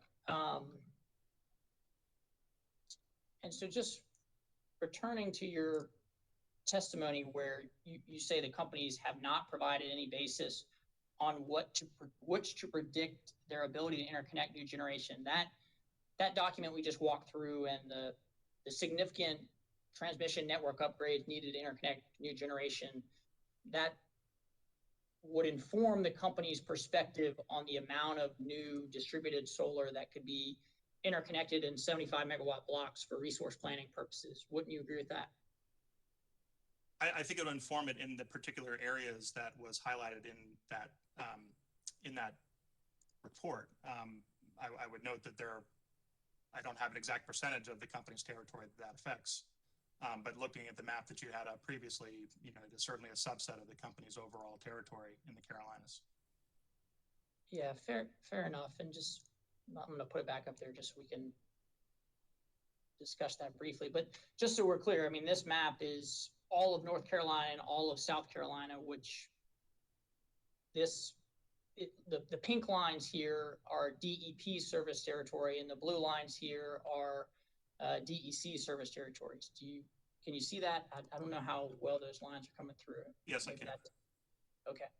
And so you'd agree with me, especially in DEP, this is a pretty significant portion of the company's service territory that is significantly constrained and requires significant upgrades to resolve those constraints. Is that fair? I think it is as a geographic percentage, it is. I don't have the ability to map between the upgrades and the geographic regions exactly, but yes, I think that this highlights a fairly decent sized chunk of the DEP territory is in the constrained area, and that overall there was upgrades that were required to address that congestion. Right. I'm sorry, I spoke over you. But if you would have gone and looked at Oasis, where interconnection and transmission documents live, so to speak, this document, subject to check, would have been there, and this could have informed your opinion about the reasonableness of the company's transmission limits in your rebuttal testimony. Is that fair? It could have been one thing that I incorporated. Again, it doesn't talk about some of the other challenges associated with interconnecting systems to the company's grid, but this does discuss one particular aspect of it. Fair enough. And it was the construction aspect, I would say. Mr. Chairman, I'd like to share another exhibit if I could, please. While you're sharing that exhibit, I think you've been going for about an hour. How much longer do you think you have, Attorney Bricewich? I would guess probably 20 minutes or so, Mr. Chairman.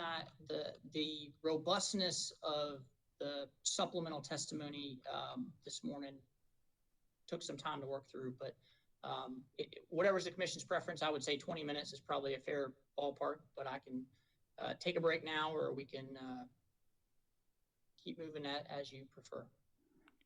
Okay. We're in recess until 10:45.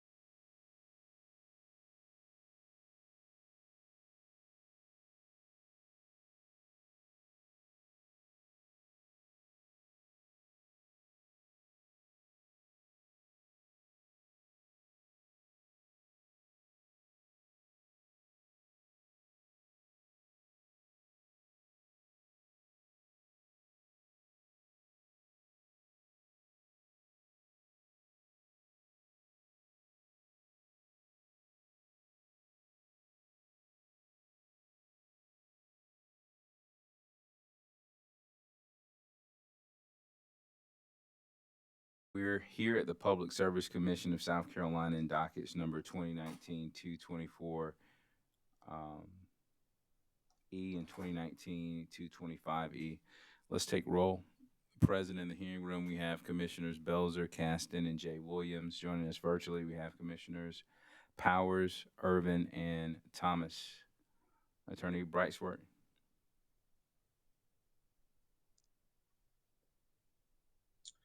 Thank you, Mr. Chairman. Mr. Lucas, Brett Briceword again on behalf of the Duke companies. If I could, I'm just going to summarize where I think we were before the break, and then you tell me if you agree with anything or if we left anything out. So we were talking through your surrebuttal testimony around page 16 and the solar interconnection construction limits included in the company's 2020 IRP modeling. Is that where we were? Yes. Okay. And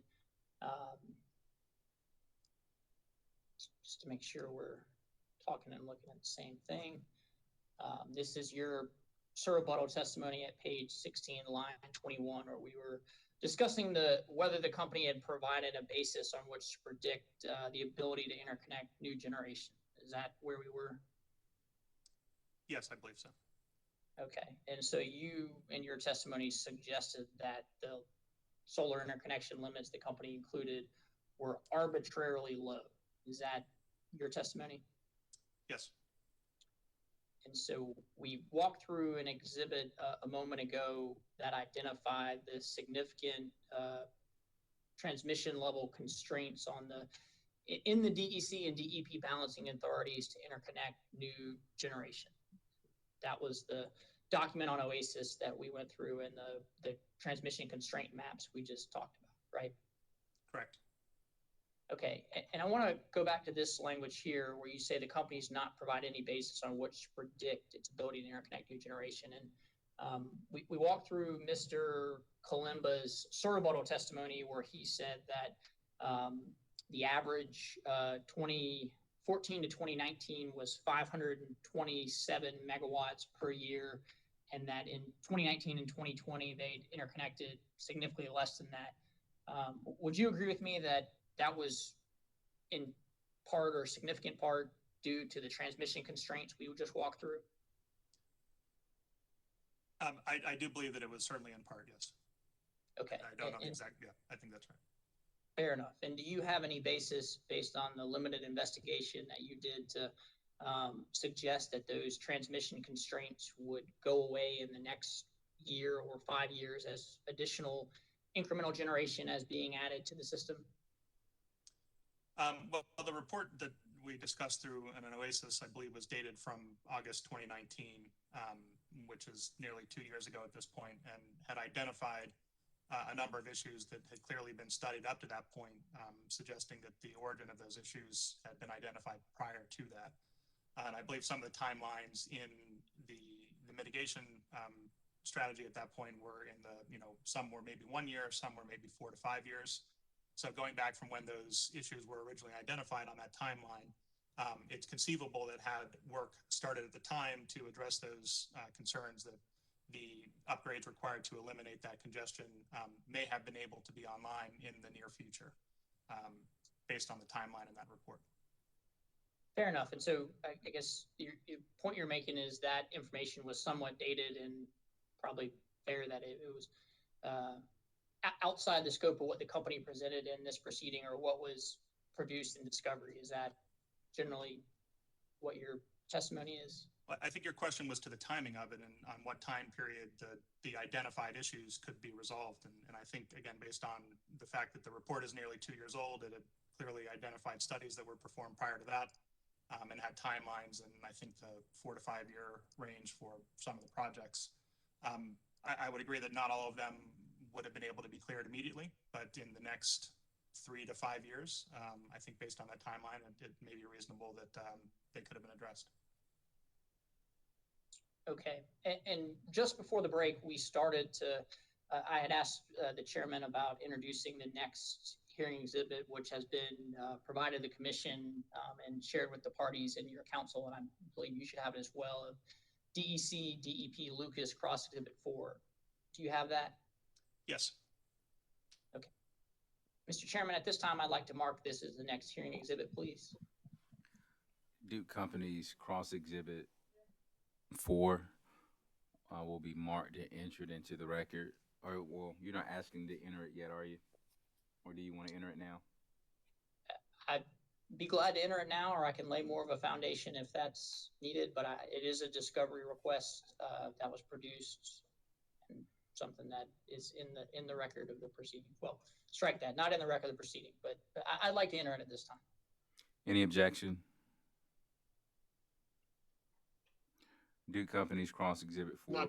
Not at this time, Your Honor. No objection. Thank you, sir.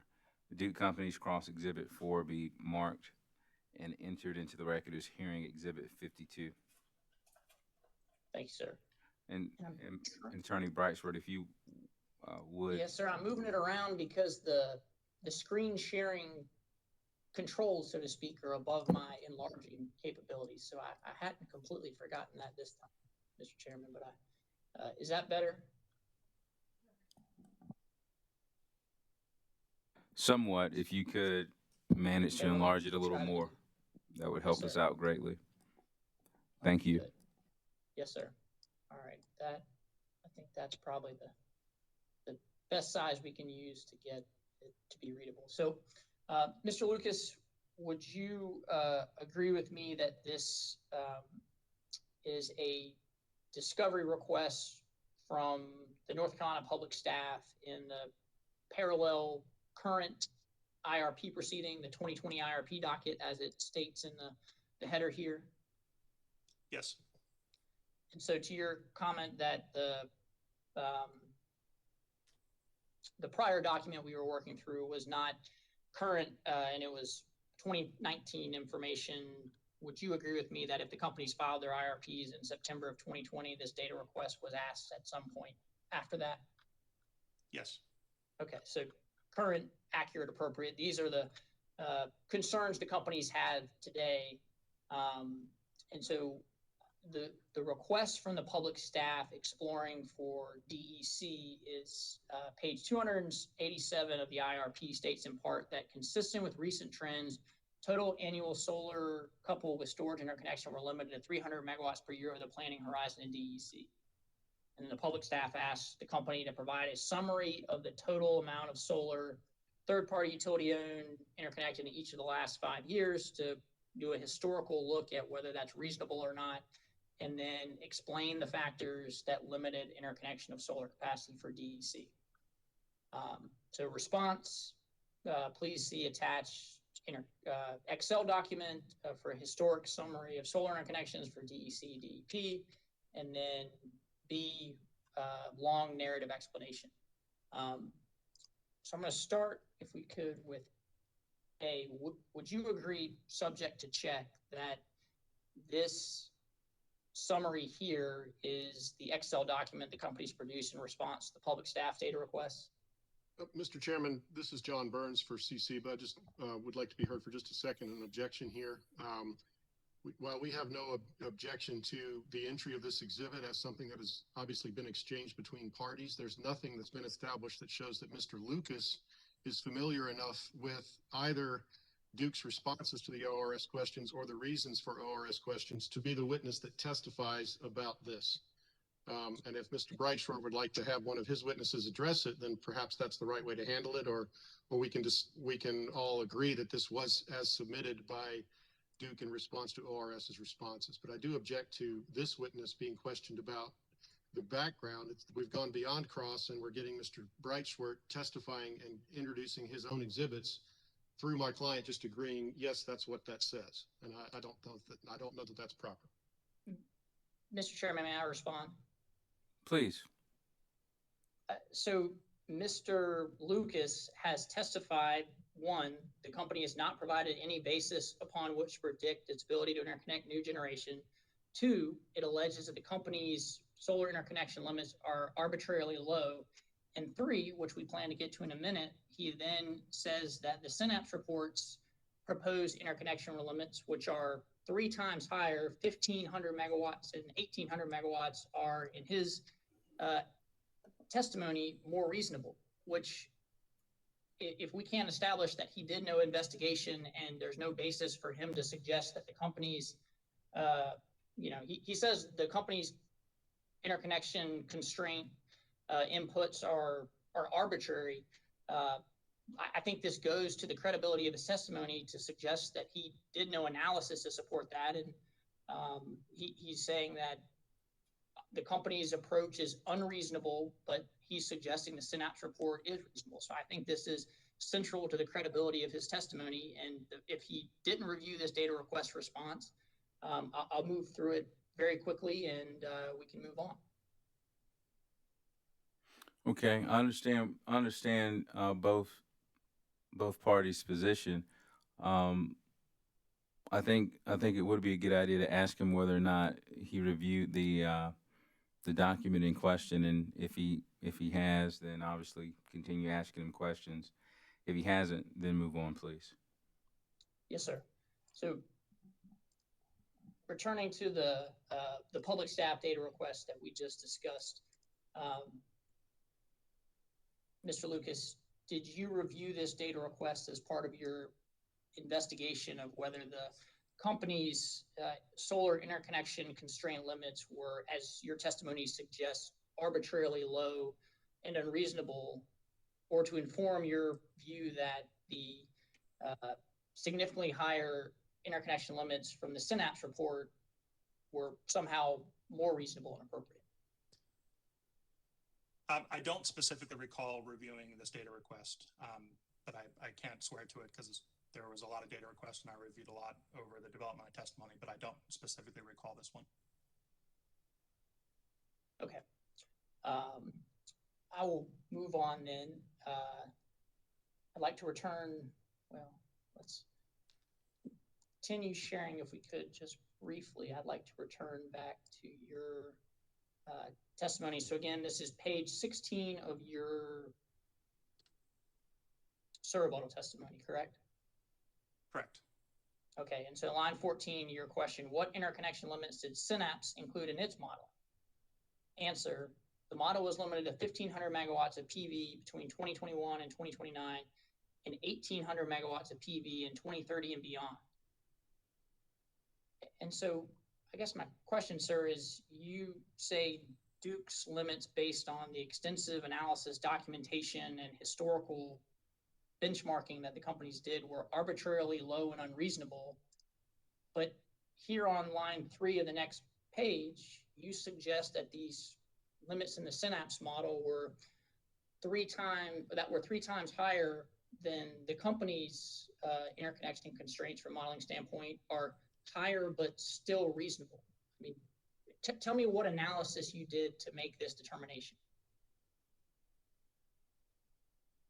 So as we discussed previously, this was based on the trends that the company had historically interconnected higher levels in past years, that it was going through an interconnection review process.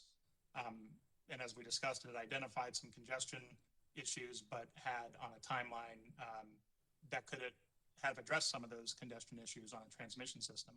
So it was sort of the synthesis of those different issues that I used to suggest that the company could hit higher levels of interconnection on its system on a go-forward basis.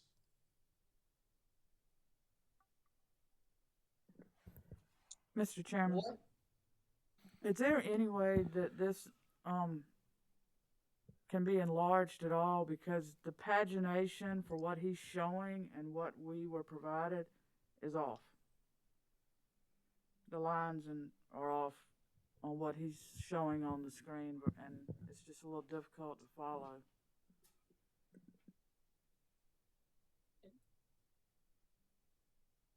Chairman Belser, Vice Chair Belser, I apologize. I can enlarge it here. I just want to make sure, it is an important point to make sure we're on the same page, and this is Mr. Lucas's surrebuttal testimony that we have.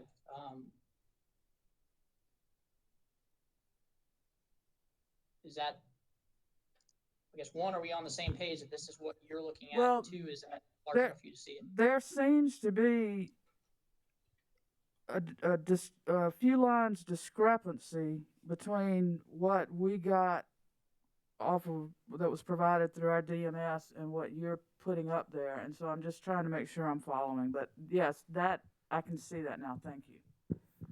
Okay. And Mr. Lucas, are we on the same line and pagination on the version that you're referring to?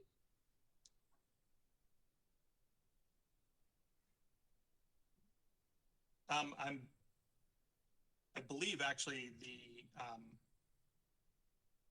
just comparing to the version that I have. I'm looking at the confidential version of my testimony, and I think actually the pagination is slightly different on mine as well.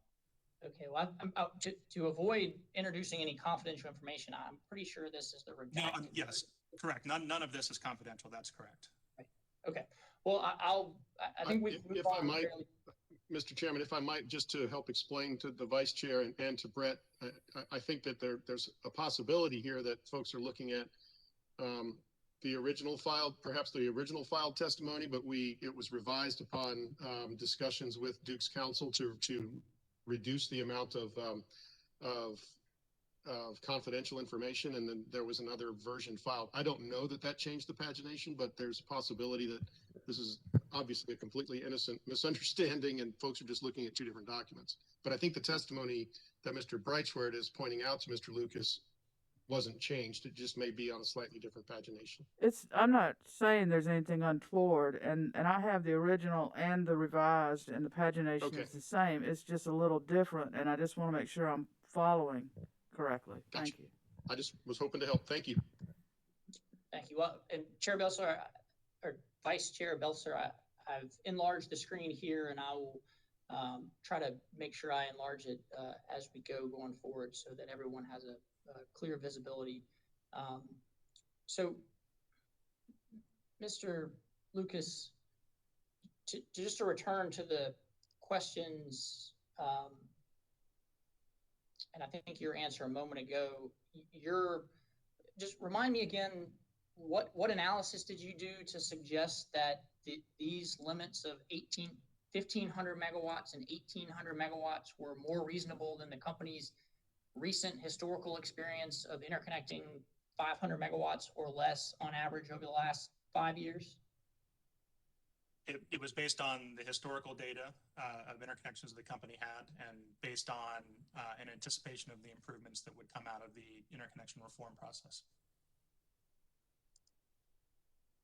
Okay, and just returning to Mr. Columba's rebuttal testimony, when you say based on historical data, the average from 2014 to 2019 was 527 megawatts. The highest in any year was in 2017, 744 megawatts. And then in 2019 and 2020, it was materially lower, with 2020 only being 320 megawatts. So if we add 2020 on to this 2014 to 2019 average, it actually comes out, if you'd accept subject to check, to 497 megawatts. So how does that historical experience support a 1,500 megawatt limit or an 1,800 megawatt limit as presented in the Synapse report, or as you relied upon from the Synapse report? So again, I think it's based on the maximum that the company has been able to do, combined with interconnection reform. And as we discussed just a moment ago in the study, a number of the congestion issues that led to lower interconnections in the recent history are on a timeline where those improvements potentially could have been made and come online in the coming years, which would still be, the sort of relatively early part of the IRP planning process. But, sir, you just testified you did not investigate the constraints and have really no detail about what those constraints are, or how quickly they're going to be constructed, or what amount of reliability risk is undertaken to construct those over the near term versus the long term. Is that accurate? Correct, which is, as I said, the analysis that I did was based on the historical interconnection and based on anticipated improvements from the interconnection reform process. Okay, and so when you say historical, you're talking about the maximum in 1 year, 2017, being 744 megawatts, and my simple math is their 1,500 megawatt limit that you support as reasonable is over twice that. Is that right? That math is correct. Okay. And in terms of the interconnection reforms, Q reform, which the company supported and worked extensively with CCBA and other stakeholders to get the commission's approval of, that doesn't solve the construction constraints and challenges of actually steel in the ground, building the infrastructure to make those interconnections. Would you agree with that? Yes. Okay. And just to make sure I understand, because I looked through the Synapse report, I looked through Ms. Wilson's testimony, and I could not find the 1,500 megawatt limit or the 1,800 megawatt limit that you've discussed in your testimony. Where'd you get that information? I believe I got that in communication with Ms. Wilson about what she had included in the modeling constraints. Okay, so it wasn't through a data request discovery process. You kind of informally discussed with her how she developed her report and got that information behind the scenes, so to speak. Yeah, I correct. We discussed, as we discussed earlier, you know, we discussed the various inputs and data elements that Ms. Wilson was using in her testimony. Okay. And again, I think we discussed this earlier, but the kind of the foundation of some of your recommendations is based on the accuracy, the credibility of the Synapse report. Is that accurate? Well, as we discussed earlier, and as I mentioned in my summary, the Synapse report, the intent of the Synapse report is to provide a potential alternative to the company's assumptions. It's not a resource mix that we are saying this is what the commission should adopt. It's identifying what could happen in a modeling exercise if the company used different assumptions and included some of the recommendations in my testimony, and was done to illustrate the fact that there are other solutions that are reliable, cost-effective, and reduce carbon that the company did not put forward in this proceeding. So it's basically an alternative version of modeling that supports the overall position of my testimony that had the company made some modifications, a different potential outcome would have been produced. But if hypothetically the commission were to find that the 1,500 megawatt, 1,800 megawatt interconnection constraint limit's not reasonable or credible, or there's other flaws in the Synapse report, wouldn't you agree with me that that would undercut the recommendations that you make in your testimony about what's feasible from interconnecting new solar to the grid? I don't think so on this thing, because again, I'm not recommending that the commission adopt the specific build portfolio that comes out of the Synapse testimony. The recommendation that we're making is that the commission direct Duke to update its own modeling based on changes to the internal assumptions. The commission can put requirements on what aspects of various intervener testimonies are included in that updated modeling. And if the commission determines that it would prefer to see a lower interconnection number be used as opposed to the one that the Synapse did, then the modeling results would be reflective of that. But no, I mean, again, I'm not suggesting that the company adopt wholesale the resource portfolio mix that comes out of the Synapse process, but merely that the company did not explore a full range of potential alternatives. And without that information, the commission is not able to determine whether it has in front of it the most reasonable and prudent plan for the company. Okay. All right, I'd like to move to page 12 of your testimony, please, sir.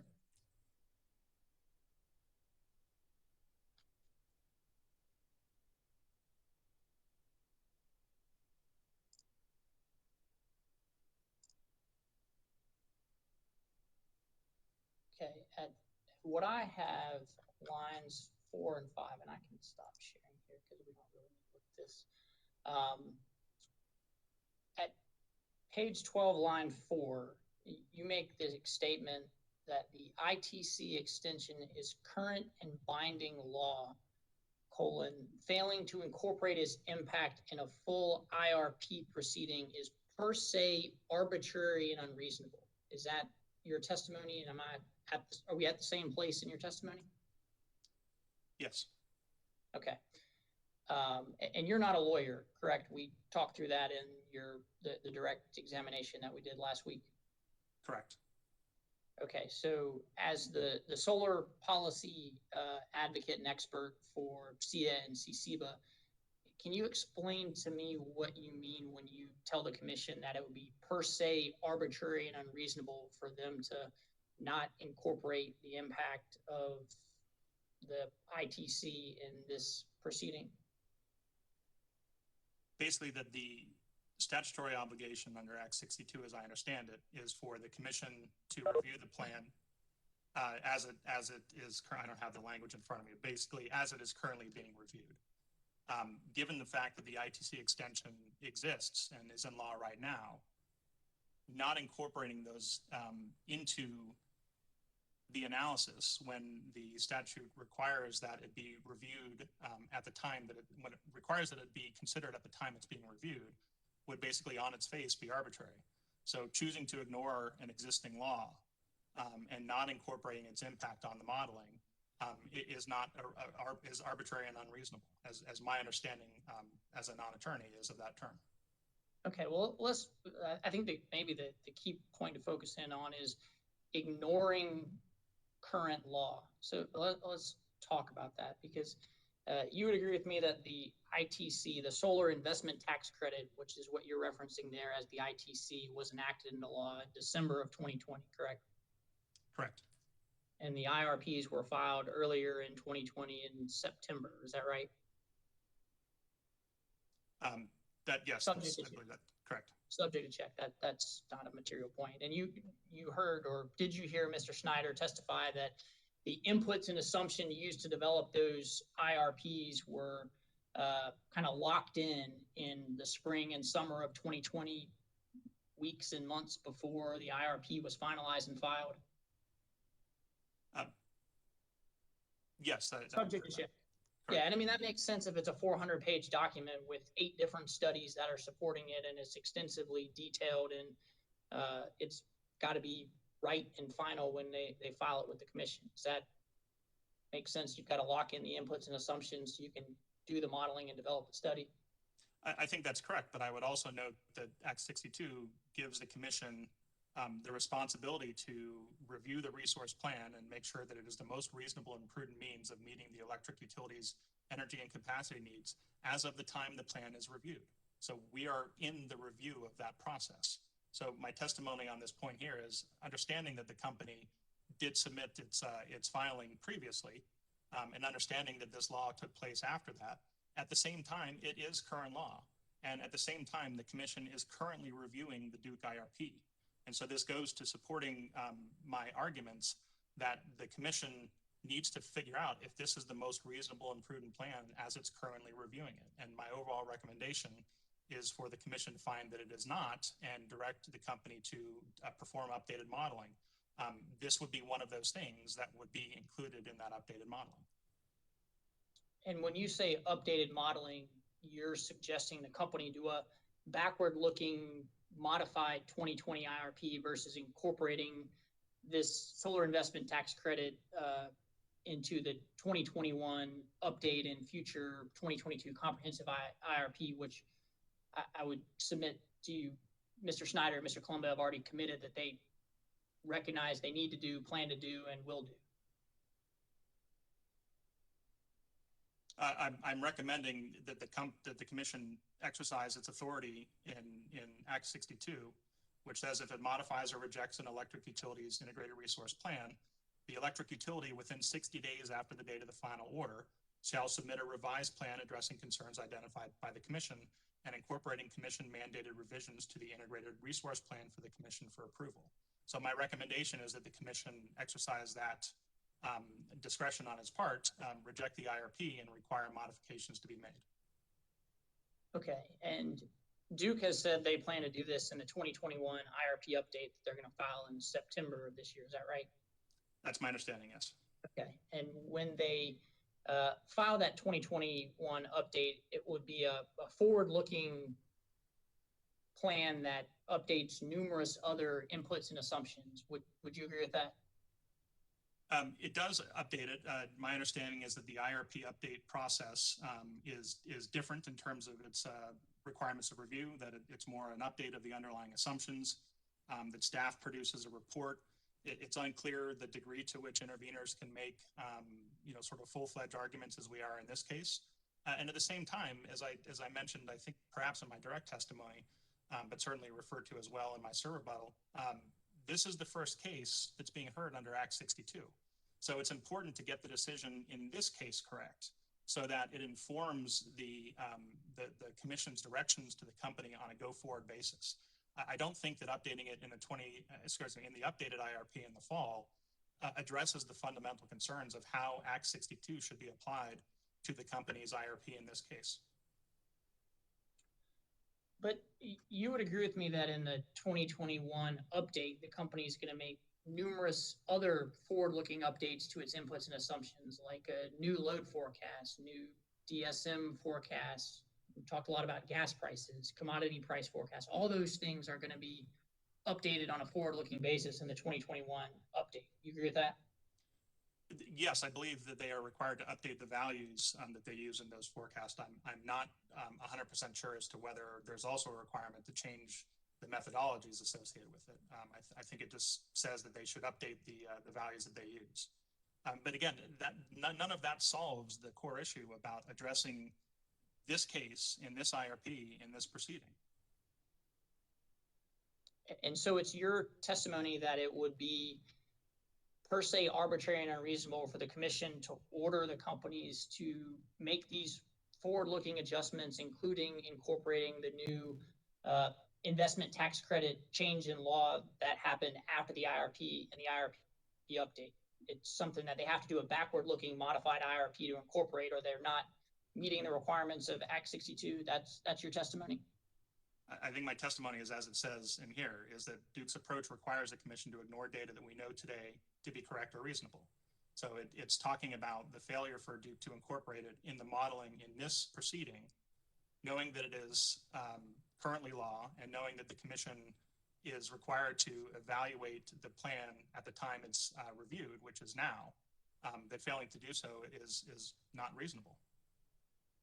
And you've heard Mr. Schneider's perspective on this, that the IRPs are a snapshot in time and that you should lock in all the assumptions at once so you get an accurate picture of what the true resource plan is on a going forward basis. Is that your understanding of his view or the company's view on how to approach resource planning? I do understand that to be Mr. Snyder's view, but we disagree in the degree of importance of getting this case and the facts in this case and a decision based on this case correctly. I do not agree that saying, well, we're good enough in this case, so just go ahead and approve it because we're going to make these updates later. I don't think that's the correct approach. I think the commission needs to make a definitive finding on how Act 62 is applied in an IRP in this case. This is the first one for Duke under the statute. And I think it's very important for the commission to order based on all of the available facts at its ability. And it's within the commission's authority to require a modified IRP that incorporates changes to Duke's assumptions. And what I'm recommending here is that this be one of the assumptions that is updated in a revised modeling effort.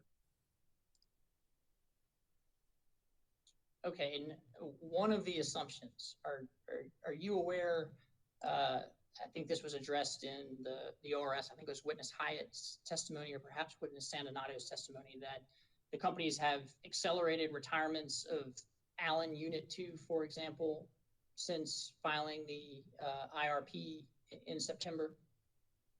I recall that discussion, yes. Okay, is that something they should go back and incorporate into this modified 2020 IRP based on your analysis or your perspective of the statutory requirements of get it right, even incorporating things that happened after the IRP was filed? I think that would be at the commission's discretion. I think the general idea is that if the data is available and it's a relatively minor issue in a modeling software to include or exclude a particular resource, that if the company now knows that that resource is not available or has retired at a different date, that it update those dates. That's not a heavy burden to change a date in the configuration of the model and rerun the model. So I think that could be something that would be included as well in addition to changing some of the methodologies that we've discussed related to the natural gas forecast and some of the capital cost assumptions. Okay, and are you aware that the company collaborated with CCBA and other entities and kind of received consensus support for an updated Green Source Advantage program to be adopted by the Commission in South Carolina? I'm not familiar with that, no.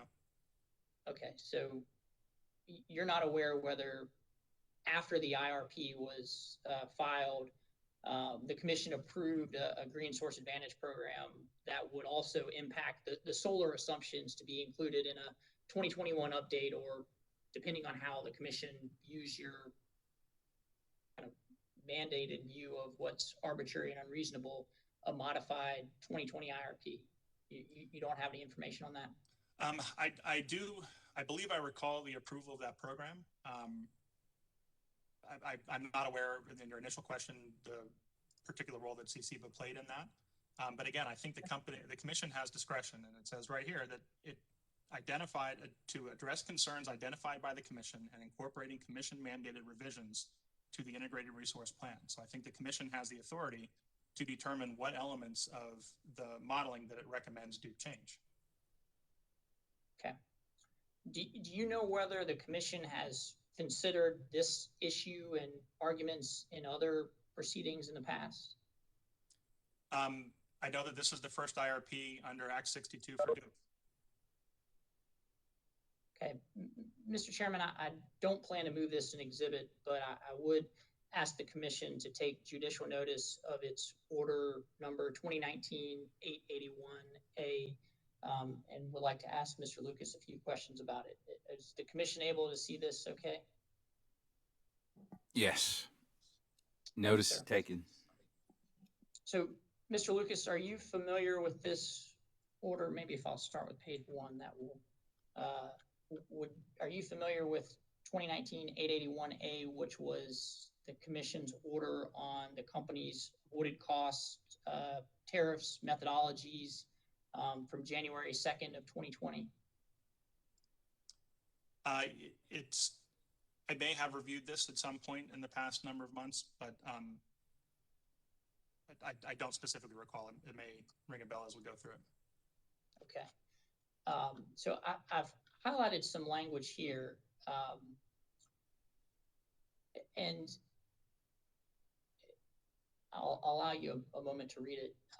But the Commission is here reviewing recommendations from certain parties, including the ORS and Power Advisory, who was the independent consultant, about whether to adjust just the first year of capacity need forward to reflect accelerated coal unit retirements that became part of the company's resource plans after the avoided cost case was filed. Does that seem like a fair characterization of the issue based on the words here?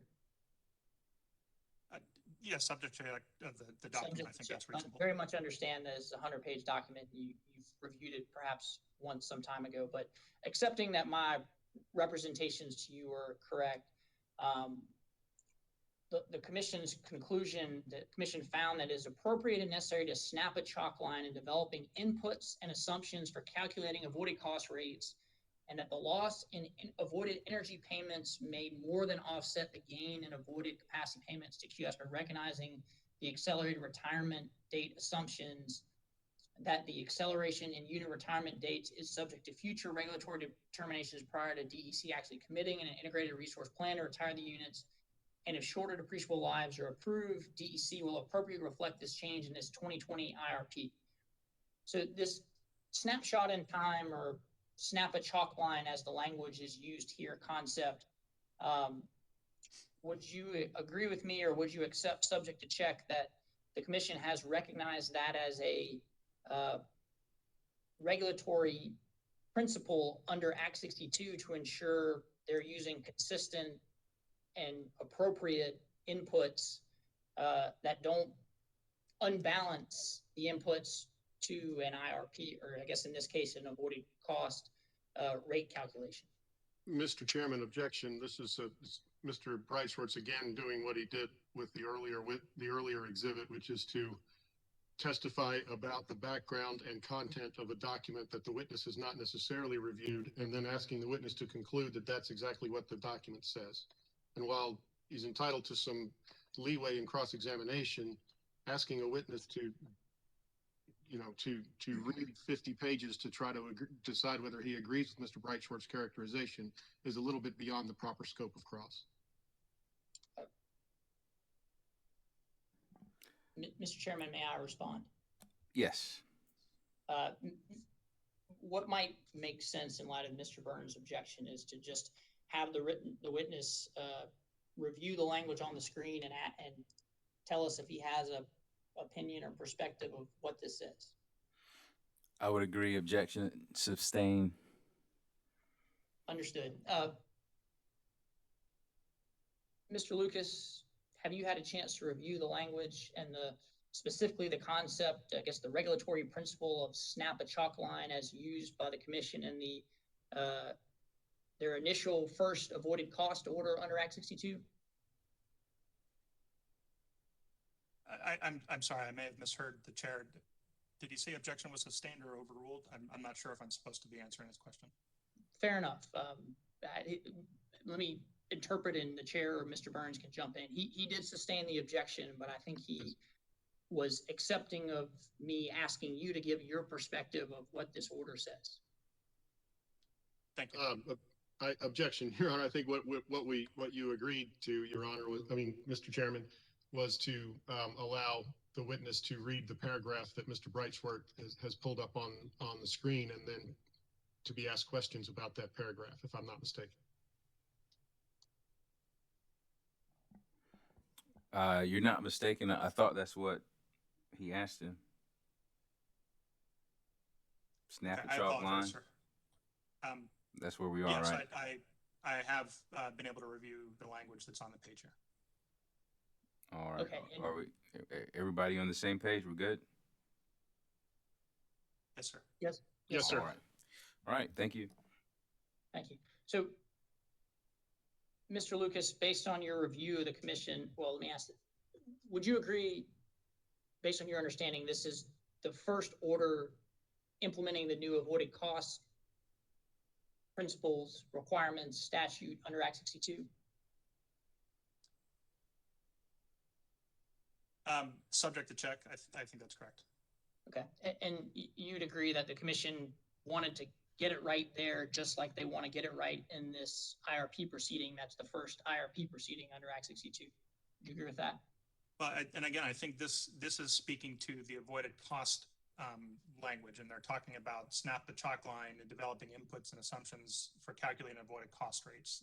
The Act 62 language that I was referring to, that is specific to the IRP proceedings, includes the language that we discussed earlier, and I won't repeat it again, but it requires the commission to find, based on the review of the plan at the time it's being reviewed, whether it's most reasonable and prudent. So I think that there is some distinction between the language here and the avoided cost rate, and I haven't reviewed Act 62 in detail related to avoided cost rates because my focus has been on Act 62 related to IRP proceedings, which is the one that we're currently in. But you did spend a good amount of time discussing avoided cost proceedings in North Carolina. Is that correct? I discussed the sort of procedural history and the procedure as it related to the particular input of the natural gas forecast in the IRP. That was the context in which those were discussed. Right. All right, Mr. Lucas, just thinking holistically about your testimony, can you point me to any recommendation in the more than 200 pages that you filed that either identifies a risk or disadvantage associated with significantly increasing the company's reliance on solar generation? I'm sorry, can you rephrase that? Sure. Between your direct testimony and your rebuttal testimony, it's almost 200 pages. Is that correct? That sounds right. Okay. And so in all 200 pages, you're defending solar as being more of the resource mix, more of the solution, more of something the company should develop in its IRPs. And my question to you, sir, is did you identify any risks or disadvantages that the commission should consider associated with significantly increasing the company's reliance on solar generation? I'll take slight objection to the characterization of my testimony. My testimony went through the company's IRP input assumptions and made specific recommendations on modifications of those input assumptions. It then hypothesized that if those changes were made, that one of the results, among other results, would be that more solar was deployed. But the thrust of my testimony was to identify and evaluate the company's IRP and point out particular methodologies that I thought should be changed and particular input assumptions that should be changed in the service of getting an updated and modified IRP that incorporates those changes. Okay. And do you understand, you expressed familiarity a few minutes ago with the requirements of Act 62, that diversity of generation technologies, resources is something the commission is required to consider and balance in approving IRPs under Act 62? Yes, that is one of the characteristics, one of the factors the commission evaluates. Okay, and do you recommend anywhere in your testimony that companies pursue development of any other types of generating technology besides solar and storage? I'm recommending that the company make modifications to its IRP to consider other potential portfolios that could be mixed. So, for example, I did not submit testimony on demand-side management or energy efficiency, but other parties in this case did. Those are some other resources that have been discussed. We discussed earlier that I'm not proposing to shut down the company's natural gas plants, and that I'm not proposing to shut down the nuclear plants or the hydro plants. So there will continue to be a diversity of resource that the company has. The question is, what is the balance of that diversity of resource? So I think that I am implicitly supporting a portfolio that includes a number of different resources, including the company's existing gas plants and nuclear plants and hydro plants, while advocating for changes in the input assumptions that may result in the deployment of additional renewable energy and battery storage, finding again that provides a reliable, cost-effective, reduces costs and reduces carbon portfolio that the company did not, in my view, fully analyze. Okay, and I'm going to ask it again because I think your answer was no, but I just want to make sure I get the clear answer. So in your testimony, in the 200 rough pages that you filed, you did not recommend the companies pursue development of any other types of generation besides solar and storage. Is that correct? Like I said, I may have had reference to efficiency and demand response as resources. I don't specifically recall. But yes, I mean, my testimony was generally focused on solar and batteries. No, subject to check. Subject to check with regard to the efficiency and demand response. Fair enough. Thank you, Mr. Lucas. I appreciate your time and attention. No further questions, Mr. Chairman. Thank you, Mr. Pritchard. Office of Regulatory Staff. Commissioner questions? Commissioner Caston? Let's see. Good morning, Mr. Lucas. Still morning. Good morning, Commissioner Caston. On page 3 of your rebuttal, lines 10 through 13, you state, in essence, Duke's low gas price could cause the model to favor gas over renewables. Is that correct? Yes, that's correct. Could Duke's model also be more right than wrong? I'm sorry, in what context, sir? In that context, you state that Duke's low gas price could cause the model to favor gas over renewables, which you said was correct and it makes sense. It could cause the model to favor gas. What I was asking is, I guess, could the model be right or more right than wrong? I understand. Thank you for that clarification. What I'm saying here is that the company's model produces the results based on the inputs that are used. I have not reviewed the company's model and its files and the internal workings and configuration in detail. I have seen some of the outputs of the modeling results, but I certainly have not reviewed the inner workings of that particular model. So my hedging here that talks about that the low forecast could cause the model to favor natural gas over resources is my general understanding of how these models work. And sort of the hypothesis is that if you have a model that is optimizing for costs over a long period of time, and you include one of the key inputs, which is the natural gas price forecast for what is a fairly large portion of the company's generation, and the model then optimizes around that low number, it's more likely to find that more gas is economic compared to other resources that may be configured to be more expensive. So the observation here is that if that input was changed to reflect what I feel are more appropriate natural gas forecasts, that the balance inside the model could change. And what could happen is by making modifications to the inputs, that you would find that it is more cost effective and has lower costs to have less natural gas and to have more renewables and storage. That's the thrust of this particular piece of testimony. So inputs matter in all models. Yes, they do. In response to one of your questions from Mr. Burns, I think relative to dispatchable energy, I think when you guys were discussing the graph that had the different lines on it, I think it's Exhibit 31.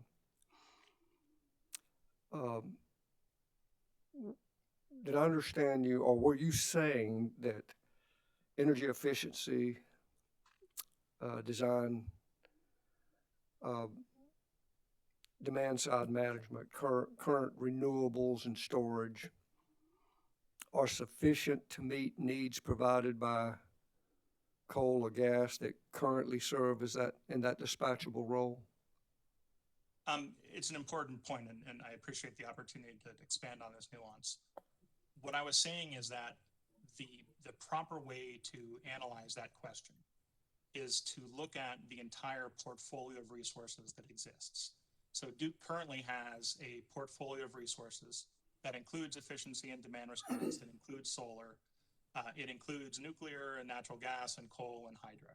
And one analyzes how that system performs. It also includes transmission, and it includes the ability to import power from neighboring regions and to buy it on the market. So all of those are factored into a total portfolio that the company operates and manages.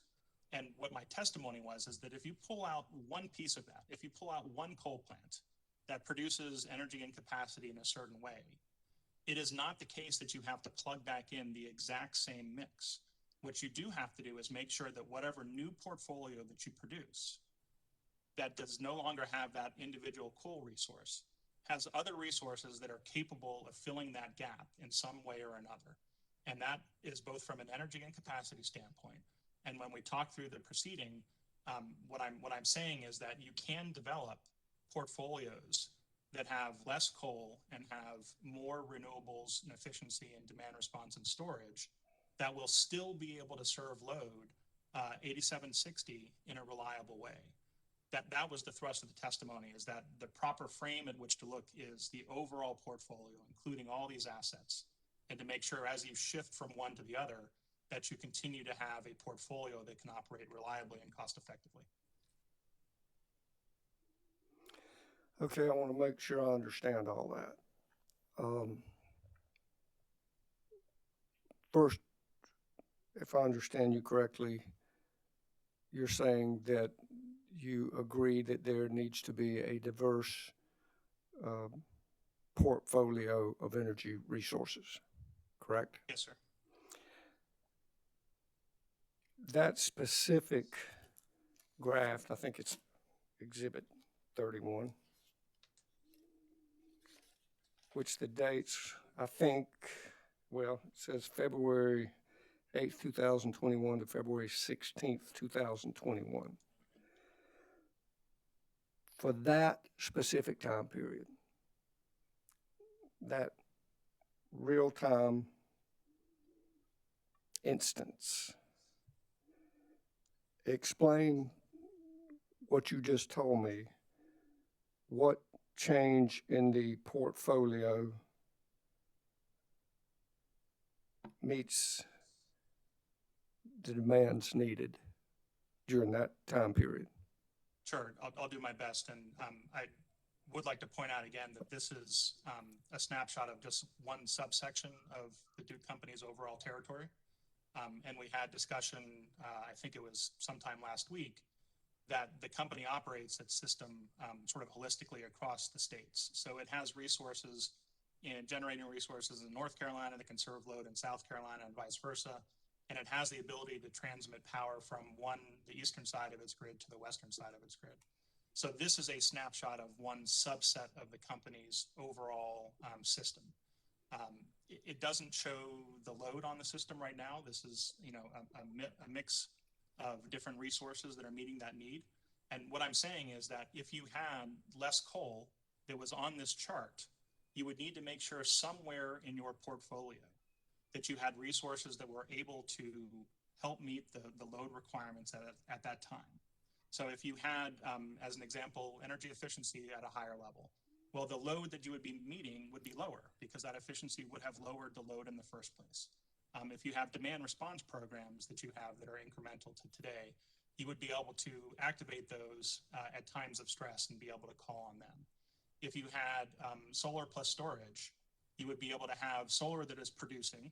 You would have more of it that's on the chart here because there would be more megawatts on the system, but you would also have solar that you could store in batteries or batteries that could be charged from the grid, and those could discharge to meet the requirements at this time.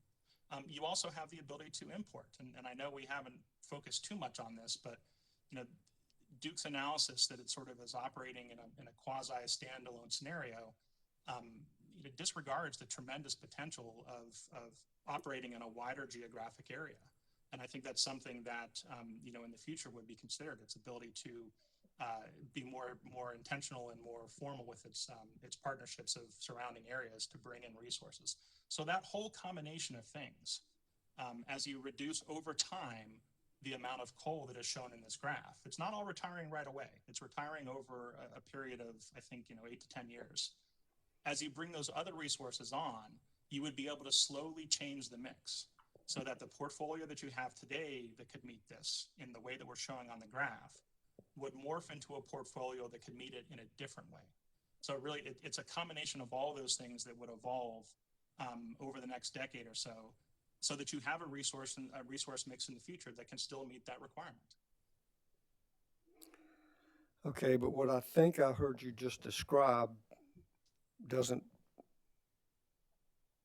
address February 8, 2021 through February 16th, 2021, other than I think I understood you to say, since there's interconnections, they could wheel or take energy from elsewhere in the surrounding area, correct? Yes, and I'm sorry if I wasn't clear, but it's that this picture shows an incomplete picture to start with. Again, it's only a subset of the company's region. It doesn't include the load information. But what you're attempting to do is develop a set of resources that in aggregate can meet the load on the system at this time. And my thesis is that as you reduce the amount of coal on the system, there's a combination of other resources, including the company's existing natural gas assets, that would be able to be run in a way that would continue to retain and maintain reliability. Assuming that you could wheel energy from elsewhere, is there the possibility that if they're having issues here, that the other areas could be having similar issues? That is a possibility, and I think Duke actually performed some analysis on this, and I believe in my directive testimony, I analyzed some of their numbers, and I believe the specific numbers were confidential, subject to check, so I won't repeat them, but the general thesis was that even when Duke was experiencing higher loads and surrounding utilities were experiencing high loads, they weren't peaking at the same time.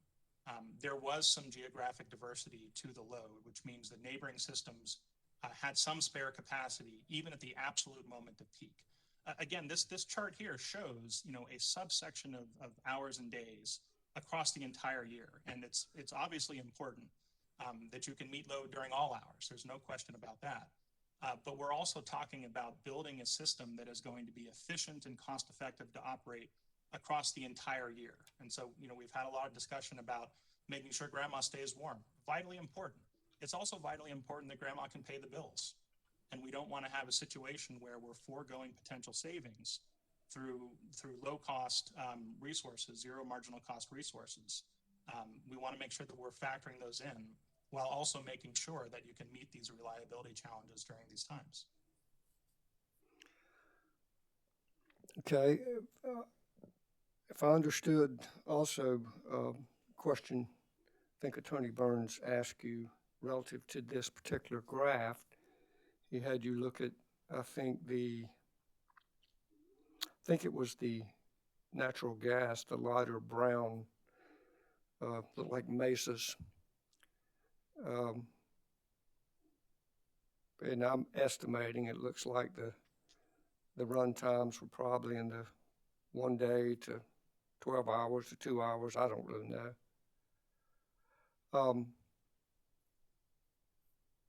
I thought I heard in testimony the explanation that these dispatchable units like the gas are intended to run shorter periods of time to meet certain demands to help mitigate or ameliorate the situation. That it's not that they couldn't, was just the better way to do it. That was my understanding. Was that not your understanding, or did you hear any of that testimony? I don't recall that specific thing. I think it is generally true. There's sort of two different types of gas facilities. There's combined cycle facilities, which are sort of, they're more efficient. They burn less gas to produce energy, and they're designed to run for longer stretches of time. In some parts of the country, combined cycles are operating almost as baseload resources, but they also sort of ramp on and off on sort of daily cycles. And then the second type is the combustion turbines, which are generally brought on to meet peak loads. They're less thermally efficient, which means they're more expensive to run, but they are capable of running for extended periods of time. And if you had looked at maps of other areas during high load times, you'll find that those CTs are running full out pegged for days at a time during high load events. So it certainly is the case that they're capable of operating for longer periods of time. They're not the most cost-effective resource, which is why they're not brought on during normal cases other than to meet peak load, because they're simply expensive to run. So that was sort of my argument is, yes, we need to make sure we're meeting reliability here, but we have another 360 days of the year that we also have to consider how the resource mix will work and keep rates affordable. So I think the chart here shows that the gas is ramping up and down. I think your 12-hour estimate is about right for the 2012 and the February 12th and 13th. And then they ramp down presumably as load falls at night. So that is sort of the cycle that the company found to be the most operationally efficient to work for this particular load scenario. Okay, thank you. I've asked this question of others, and I'll ask the same. If the coal plant wasn't running, or let's say February 7th it was taken out of service, are there any solar, wind, battery storage existing now that could have met that demand for 6 days continuous? Well, again, sir, I think the question, as we discussed earlier, is whether the portfolio that included that coal could be changed to a portfolio that doesn't include that coal. and it could still operate at the same level of reliability. There are multiple ways to solve this problem. If that coal unit were to go out, first of all, the company builds in a reserve margin. So we've talked a lot about the reserve margin, and the purpose of the reserve margin is exactly this. It's to account for unexpected outages of resources and to account for unexpected weather extremes. So the reason that you don't build your system to only your peak load is because you know things are going to happen. So you build your system to a higher level. You have more capacity than you need. And if that unit were to go out, you may already have existing resources that you have put in place as an insurance policy that would be able to backfill it, and you don't have to replace that individual unit. The natural gas in this chart would be able to run at higher levels because we can see here it isn't running full out. So to answer your specific question, at the moment, no, I don't think there is. There certainly, you could, in theory, build a tremendous amount of solar and have storage and overbuild the system. That's probably not the most cost-effective solution for this particular issue. But I think generally speaking, no, there's not within Duke's own footprint with those technologies. It probably couldn't replace it, but fortunately, that's not what we need to figure out. Over a wider region, there have been studies that have looked at running the system only on wind, water, solar, and batteries.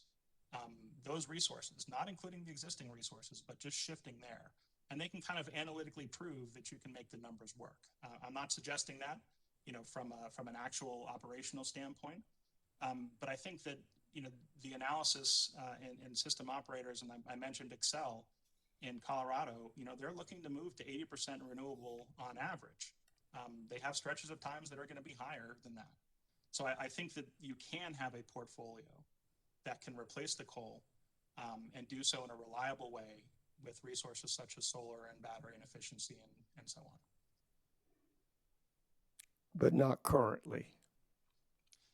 Not currently in the limited capacity. So I don't think you could duplicate exactly that brown line with solar and batteries. If you did, you would need to overbuild substantially to be able to do that. And I don't think that's a feasible way. But again, that's not the requirement. The requirement isn't to replace that brown line. The requirement is for the whole system to continue to operate reliably. On page 5, Pierce rebuttal testimony, lines 1 through 3. Generally speaking, the most prudent resource planning path for Duke to follow is a transition to zero carbon emissions as rapidly as possible. What is as rapidly as possible? I think it's as rapidly as feasible given the constraints of the system. This is sort of in a broader context. So I believe we had some discussion earlier about electrification. I think Mr. Snyder talked about that for a while, and sort of one of the thesis of decarbonizing the overall economy is that the electricity sector is moving rapidly. It's an early mover. It's reduced its carbon emissions substantially. And it has the ability to bring on other loads in other sectors, transportation, home heating, industrial, and electrify those loads while supplying zero carbon energy. So the thrust here is that in order to enable that transition, the electricity sector needs to lead. So what I'm suggesting here is that Duke transition to zero emissions as rapidly as possible. Now, exactly what time frame that is, I'm not sure. The company has modeled some portfolios that have a 70% reduction by 2030 and a 100% reduction by 2050.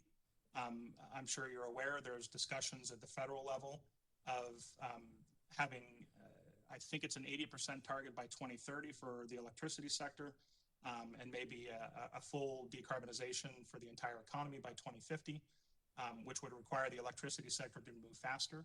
So I think that there are some discussions out in the public domain about timelines associated with this.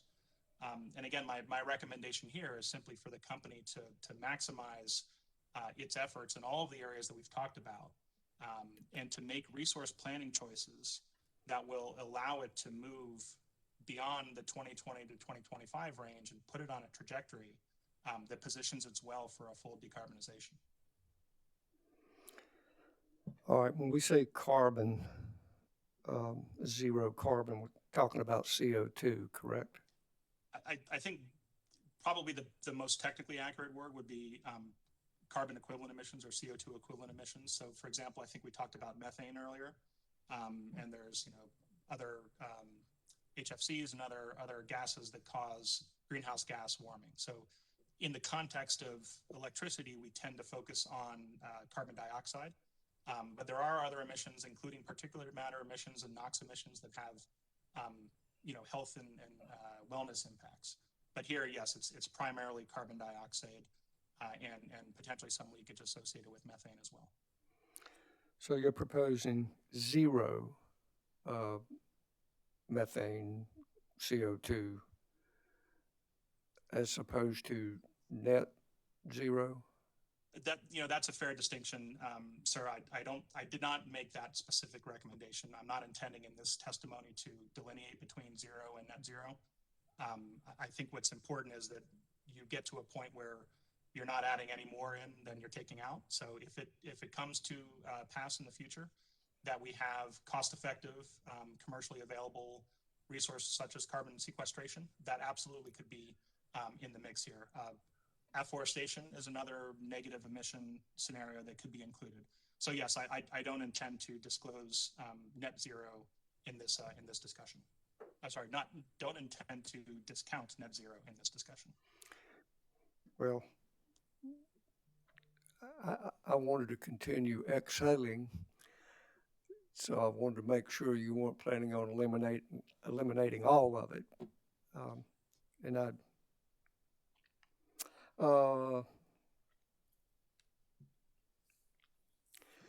So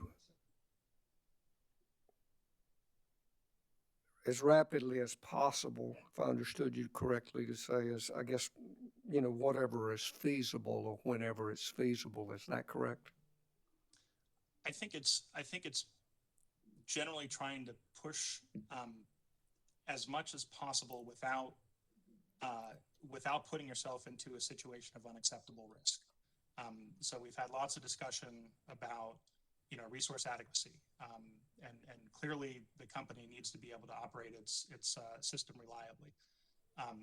But as I discussed earlier, with the evolution of intermittent resource integration in other areas of the country, over the span of a decade, there's been substantial increases in what's been included and incorporated. And I would posit that at the time in the late 2000s, if you would ask people where we would be in 2020, they probably wouldn't have thought that we had gotten as far as we have. And so I think that it's possible to go faster than what some might think is feasible at the moment, because we have some history that demonstrates that the case.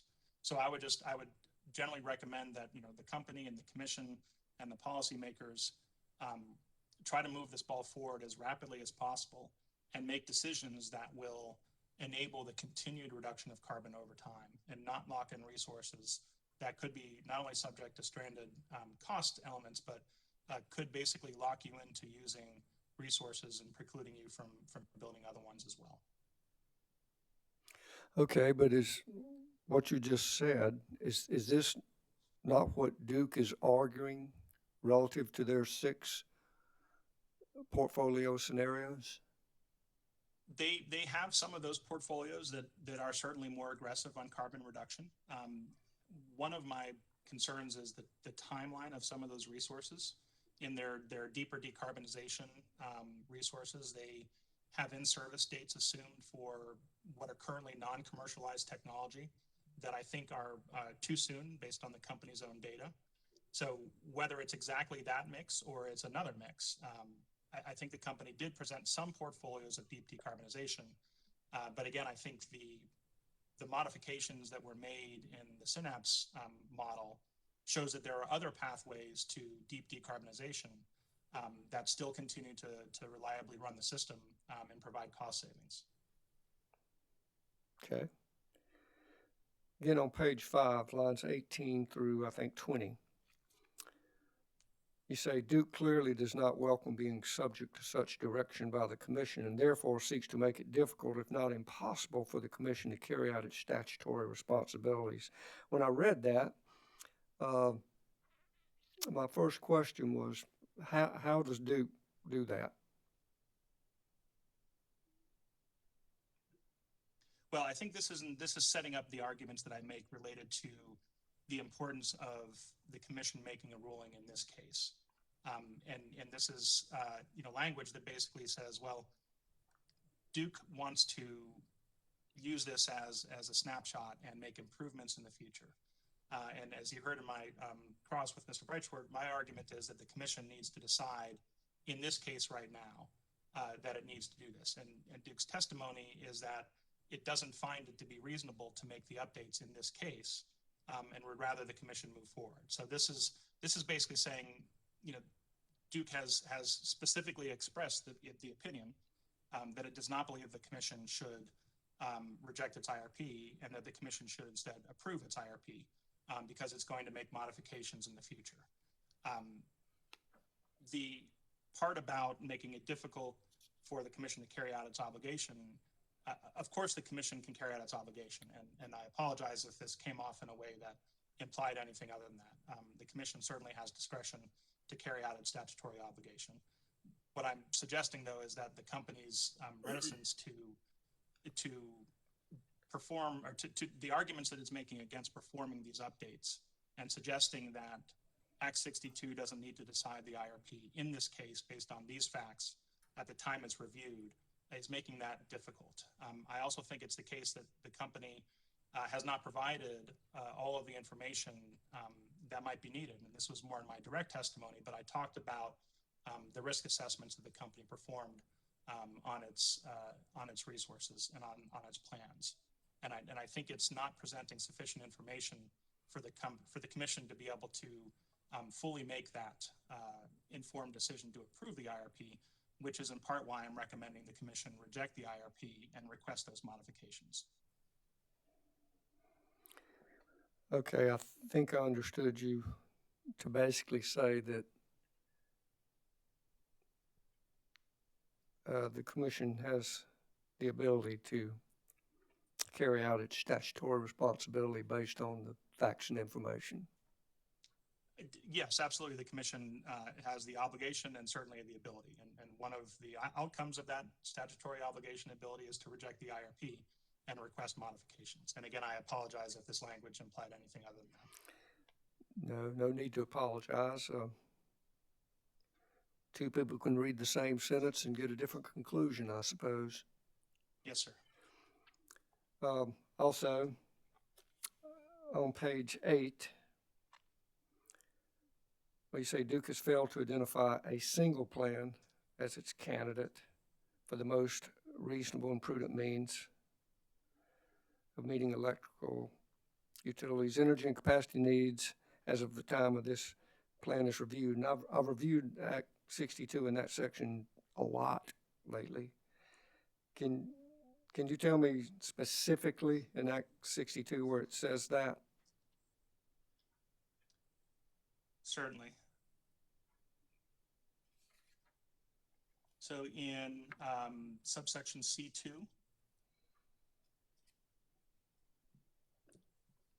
the commission shall approve the electric utilities integrated resource plan, and so on, if it determines that the plan represents the most reasonable and prudent means of meeting the electric utilities energy and capacity needs as of the time the plan is reviewed. So it's speaking about the most reasonable and prudent means. And my argument here about the difference between the plan and the portfolios, I was trying to think of a good analogy on this, and I have one that might provide some benefit. The company has put forth 6 different portfolios that have 6 different characteristics to them. Some include carbon policy, some don't. Some aim for carbon reduction, some don't. Some include future technologies such as SMRs, and some don't. Together, for that to be the most reasonable and prudent plan would require sort of all of those to be simultaneously the way the company is going to go. It needs to go in a particular direction. And I think that that particular direction is informed by one of those resource portfolios. So as sort of an analogy, if you thought about somebody who was planning how to spend the next 10 years of their life, and they wanted to put together a plan that outlined that, and maybe one of the potential thing was, I want to become mayor of my city. And another potential would be, I'd like to become a celebrity chef. And a third one would be, I'd like to become a world famous scientist. You could put those together, and each of those things would require different activities to be done. They would require different steps to be taken, different education to do, different people to meet, different jobs to hold. And collectively, they are options for how you might want to spend the next 10 years of your life. But if somebody had to judge whether that was the most reasonable and prudent way of spending the next 10 years of your life, they wouldn't be able to approve them collectively. They would have to look at those plans and say, well, I don't think it's the best use of your time to become a celebrity chef. Maybe you should focus instead on the scientist route. And that is what I'm making this distinction here between the portfolios and the plans, is I think that the statute requires the commission to give Duke direction. And I think the direction needs to be tied to one of the particular resource plans that it's hypothesizing. I don't think it meets the test to say, go be either a scientist or a celebrity chef or a mayor, because some of those things are not going to be compatible with the others. Similarly, I think that the commission needs to figure out, and whether Duke proposes it or the commission takes one, I think it needs to select a path that it can use to send the company down with a particular set of resources and a particular goal in mind. And that's the distinction I'm trying to draw in this testimony. So you do agree then that section B1E talks about several resource portfolios developed with the purpose of fairly evaluating the range of demand side, supply side, storage, other technologies and services available to meet the utility service obligations. In other words, so you do agree that the several resource portfolios, whether you agree with the portfolios or not, that the utility is required to submit several portfolios in the IRP. Absolutely. That's a clear and obvious requirement, and Duke did that in addition to the sensitivities that they discussed. So those are in the service of saying, here are the options on how you're going to meet your future. Here are the different ways that we can get to that plan that have different characteristics. And I agree with you that the statute requires those, and Duke submitted those.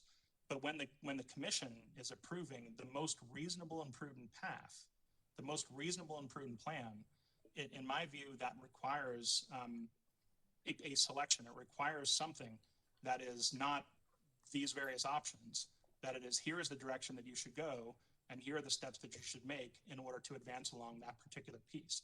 The steps the company would take to meet the no new natural gas portfolio, or to make this the 70% high SMR scenario, are vastly different than the steps that the company would make to meet the base case without carbon policy.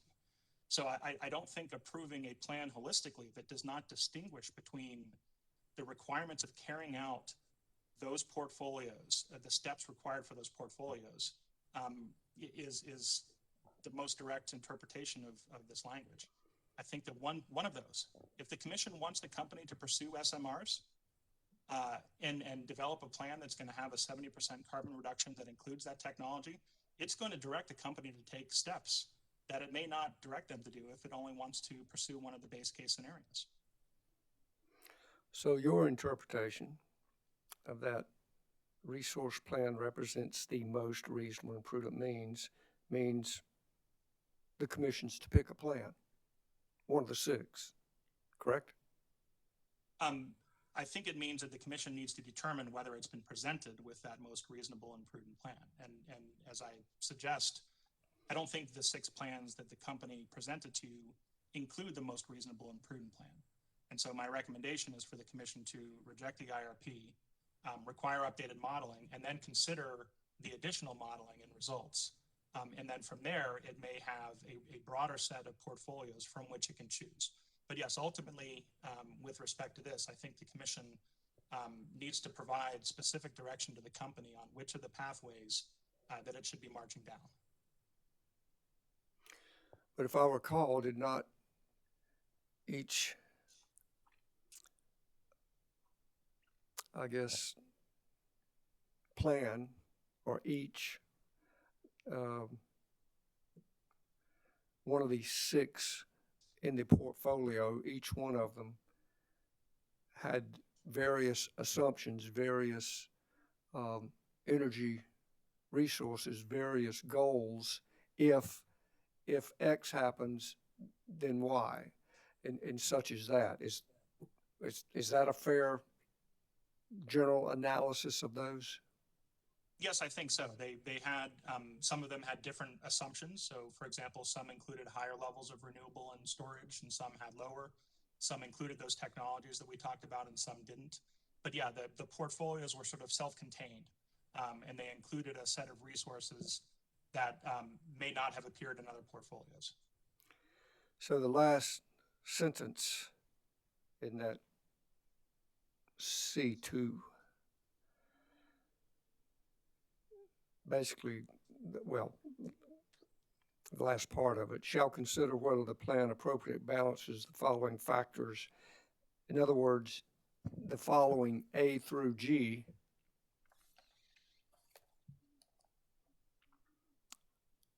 to determine whether the integrated resource plan is the most reasonable and prudent means of meeting energy and capacity needs. The Commission, in its discretion, shall consider whether the plan appropriately balances the following factors. I won't read them all, but resource adequacy, capacity, consumer affordability, least cost, compliance with applicable state and federal environmental regulations, power supply reliability, commodity price risk, diversity of generation supply, and other foreseeable conditions. Still doesn't say just pick one. But it does request that you balance those factors, and my view is that it's the factors within a portfolio. So of those 6 different portfolios, if you were to score each of them on these 7 categories, you would have some that have higher scores on certain elements and some that have lower scores on other elements. And what I think you're being requested to do is to figure out whether the overall, so there's an internal test within the portfolio that says, how does this portfolio balance these particular risks? If the companies were to put forth a portfolio that retired all of its nuclear facilities tomorrow, you would probably find that is not balancing, for example, the diversity of generation supply risks well. And you may simply say, that is such a negative on this portfolio, I can't even contemplate it. So therefore, this portfolio doesn't pass the basic screening that I have. But of the portfolios that you find could be reasonable, that could be the most reasonable and prudent means, you would perform this test to make sure they're balancing it.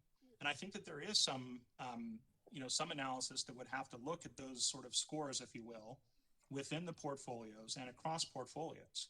But ultimately, one of these portfolios should sort of rise to the top and say this one most reasonably and prudently balances these considerations. Maybe it has a slightly higher commodity price risk, but maybe it has better consumer affordability, or maybe it does slightly better on diversity of generation supply. But maybe the resource adequacy requirements are a little bit higher and therefore it's a little bit more expensive and it has a customer impact. That's the kind of analysis that I think the Commission is directed to do here. And after doing so, I believe that we'll find one of these portfolios sort of rises to the top. And that would be the portfolio that is the most reasonable and prudent means of meeting generation, that most appropriately balances all of those 7 tests that you have to analyze. Okay. So is it possible that 2 people could read the same sentences same sections, and come to different conclusions or see things differently. Absolutely, sir. And I'm providing you my interpretation of this language. Obviously, the commission is going to have discussions and deliberations on this internally. And what the commission decides is what the commission decides. I appreciate that, and I asked you the questions, and you answered them honestly. That's all one could ask. I appreciate that very much. Yes, sir. Thank you, sir. Thank you. Mr. Chairman, Commissioner Irvin? thank you.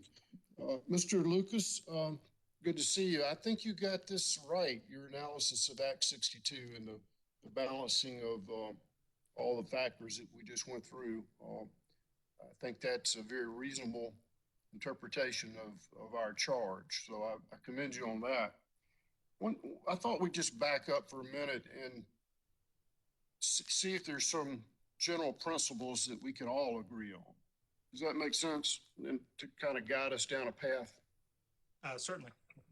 So the first thing I think we can all agree on is that retiring coal plants is going to promote several of these factors.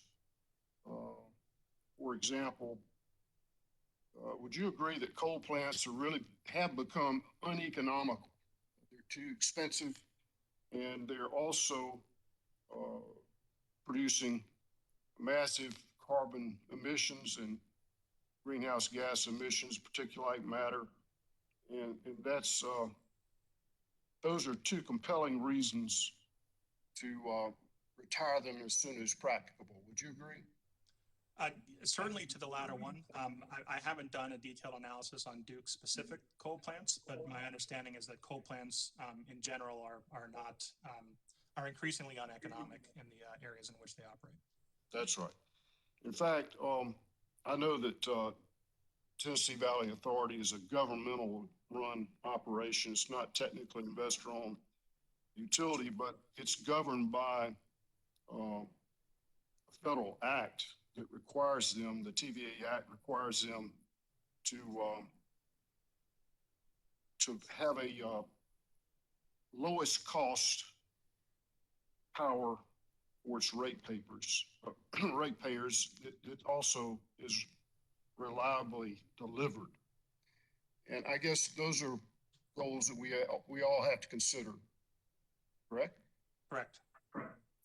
And so the next thing I think we could all agree on is that that retiring these coal plants offers a major opportunity for us to consider other resources, including renewable energy such as solar, wind, battery storage, and energy efficiency programs, all of which mitigate the threat of global warming, and all of which will create good paying jobs and rebuild our country's infrastructure. Would you agree with that? Yes, I would. Okay. So there's a big difference between being coal free and carbon free. Would you agree with that? Yes. So if part of our goal is decarbonization, part of it's trying to keep rates reasonably low for the ratepayers. Part of it is to have a diversified portfolio, which we all have recognized the importance of a diversified portfolio, correct? Yes, we have. Then we've got some building blocks to work with. Now, interestingly enough, TVA's decided they're going to have to do an integrated resource plan to find a path forward. So they're a little bit behind us. They're getting ready to go through that process. But we can learn from several other investor-owned utilities around the country that have successfully replaced or are in the process of retiring coal power plants with a combination of renewable generation, significant energy storage capacity, and energy efficiency and DR programs, like, time of use rates and that type of thing. Would you agree? I guess I would. And some examples of investor-owned utilities that have done this through a process like we're going through right now with IRP would include ASP in Arizona. You agree? APS, I believe, but yes, that's correct. Right. NIPSCO, I believe they're in Indiana. Correct. Excel is located in Colorado. Correct. PNM is, I believe, in New Mexico. Yes. And Pacificor is really across the Western Territories, right? Yes. And NextEra as well, right? Correct. So this is not a new problem that we've been given to solve. Others have found a path forward, and their plans may differ a little bit depending on geographic factors and other factors perhaps, but for the most part, those investor-owned utilities have found a path forward. Correct? I think that's correct. And I think, as you said, the sort of common underpinnings is retiring of coal and the increase of renewable resources, energy efficiency, battery storage, and so on. Those are sort of common threads across those utilities who are undertaking the same transition. And the other pillar that we have to consider is reliability. And I think all would agree that there needs to be some kind of short-term backup generating capacity for those times, although they're rare, there are times where we have winter peaking and solar is not always available to meet the demand. Would you agree with that? I would, and I think the company has, a large portfolio of existing resources that it can call on that are dispatchable. And I advocated in my testimony to look over the next, call it number of years to potentially being able to draw more from its surrounding utilities as well, and something a little bit more of a regional focus as well. And going back to energy efficiency, just for a moment, did you happen to see the Dallas Morning News investigative article yesterday that points out, after further study, they have determined that had Texas been more aggressive with energy efficiency, particularly residential energy efficiency, that had they done that prior to this whole weather event, that the number of deaths could have been cut in half. Did you see that? I didn't see that specific report, but that is consistent with my understanding about the ability for energy efficiency to have reduced some of the impacts. Right, and that the property losses would have been greatly mitigated and reduced just due to energy efficiency. That was surprising to me. Yes, Commissioner. I think that came about because there were so many frozen water lines inside the houses, and so many pipe bursts that came from, getting inability for the pipes to handle that, and water damage is extremely devastating, and unfortunately often hits people who can't afford to deal with the repairs. Exactly. So billions and billions of property damage. It's a very sad situation. So obviously that is a risk that we need to plan for so that we can avoid that terrible outcome. You would agree with that? Yes, it's certainly one of those factors that should be kind of considered holistically with the other ones. Those are legitimate issues that are at play. So I think what we really come down to is how much natural gas capacity as a generating resource is appropriate given Duke Energy Carolinas and Duke Energy Progress service areas. And so that's where I'd like to hear more because, as you say, there are existing gas-fired plants. And if we're going to eliminate all the coal plants and retire them as soon as possible, how many new plants will we need to replace that coal resource? Have you looked at that number? I think that the synapse modeling can inform some of that. I sort of talk a little bit more generally in my testimony on this, and I think the question is exactly the right question. It's over the time period that we're analyzing, as the coal resources are being retired, what sort of backfills? And we've had a number of conversations about this portfolio approach. And my position, and I think it's suggested by the Synapse testimony as well, is that you can build a different portfolio that does rely more on those other resources, efficiency, renewable storage, et cetera, that will be able to produce a reliable, cost-effective portfolio that reduces carbon faster. I also testified about the potential of looking at more regionalization, where you would be able to draw from neighbors. And there's some other things that we haven't talked a lot about here, but over the next 10 years will certainly come into play. Things like managed charging for electric vehicles, things like building control systems. There's been programs that have put very inexpensive controls on water heaters. And water heaters are a really big load. Some of the highest power draws in a residential house, and with a very simple control, you can quickly have a responsive resource that can help defer load. So I think the future will develop along with the resources. And my thrust is that you can sort of see the path forward that has more renewables and storage, that demonstrates that you can have a reliable system, and we should be moving in that direction. But I think your point about where do we backfill and how do we backfill, it's important to keep that portfolio context in question in your mind when you answer. I agree. And so I'm going to be looking forward to hearing from our next witnesses, and perhaps they can better answer that question, because we're not always going to have $4 BTU natural gas available, right? The future is unknown. That's correct. And the company models themselves, they call for rather dramatic increases in natural gas, which really scares me, because if we're going to quadruple the price between now and 2050, that would have really a tremendous impact on ratepayers, would it not? It certainly could, again, depending on how those gas resources, how many are on the system and how they're being used. It could. And the company said, well, we won't run them all the time.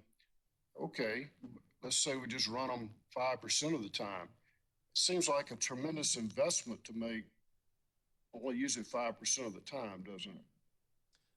That it could, and that goes back to the portfolio approaches. If you can get to that portfolio without putting assets in that have that cost risk and fuel price risk, that's something that the commission needs to consider. Okay, well, you've been most helpful, and I appreciate your testimony today. No further questions. Thank you, sir.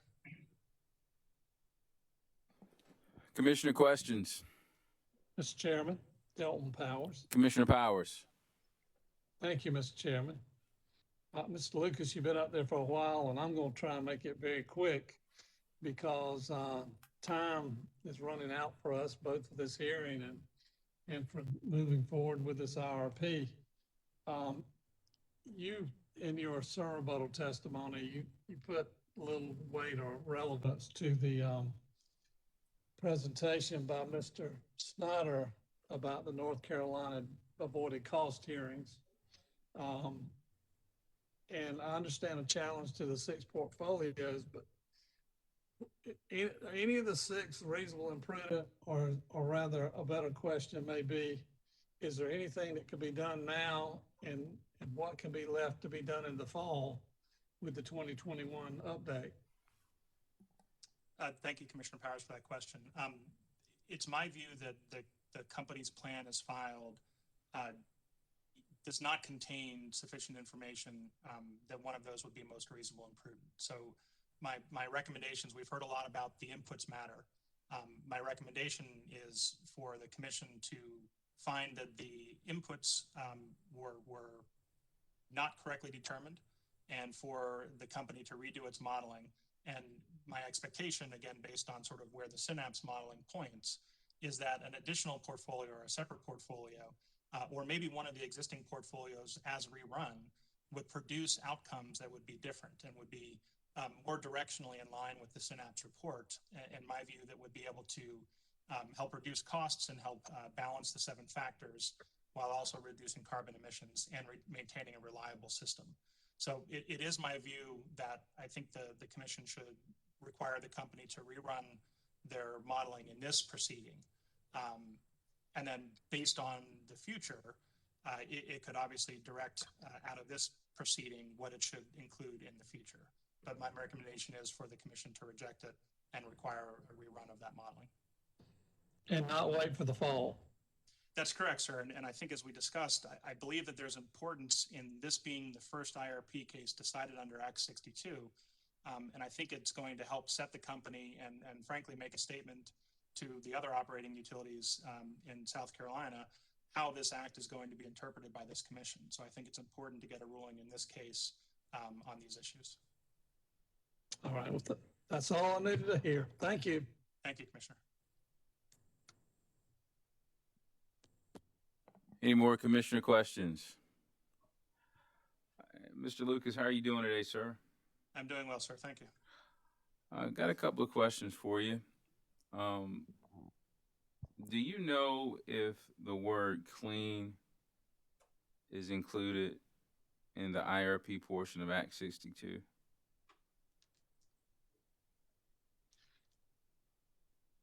I believe renewable is specifically included. I don't believe clean in that term is included. What about carbon? I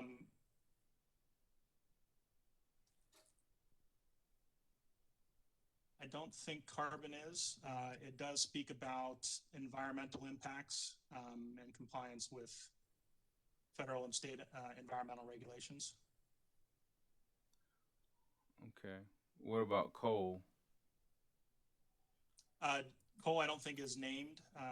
It does require the company to analyze a variety of supply side resources.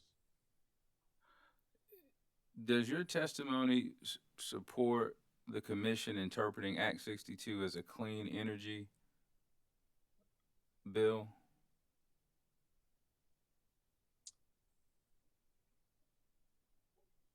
I think that the statute provides the commission with a directive to balance a number of different factors.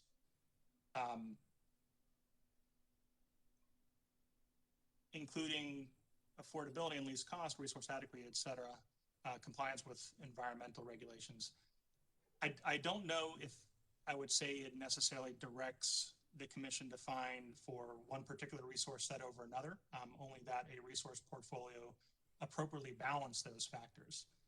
But I think that it's more the thesis that when analyzed with inputs that I believe are appropriate, it turns out, in fact, that a clean portfolio is, in fact, a lower cost, lower risk, and still reliable portfolio. I think that's sort of the thrust of my testimony and my interpretation of Act 62. Do you agree with the Synapse report?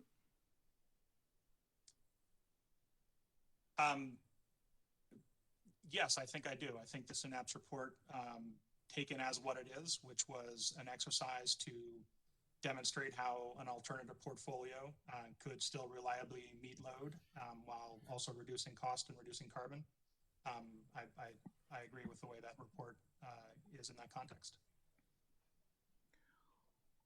Could you point to me the state climate goals, the South Carolina climate goals that the Duke scenarios failed to achieve?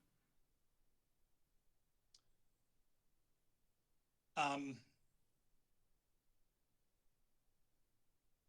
know that the company has internal goals for its operating units, which I believe are a 50% reduction in 2030 and a 70%, maybe a 70% by 2030, apologies, and a net zero by 2050. I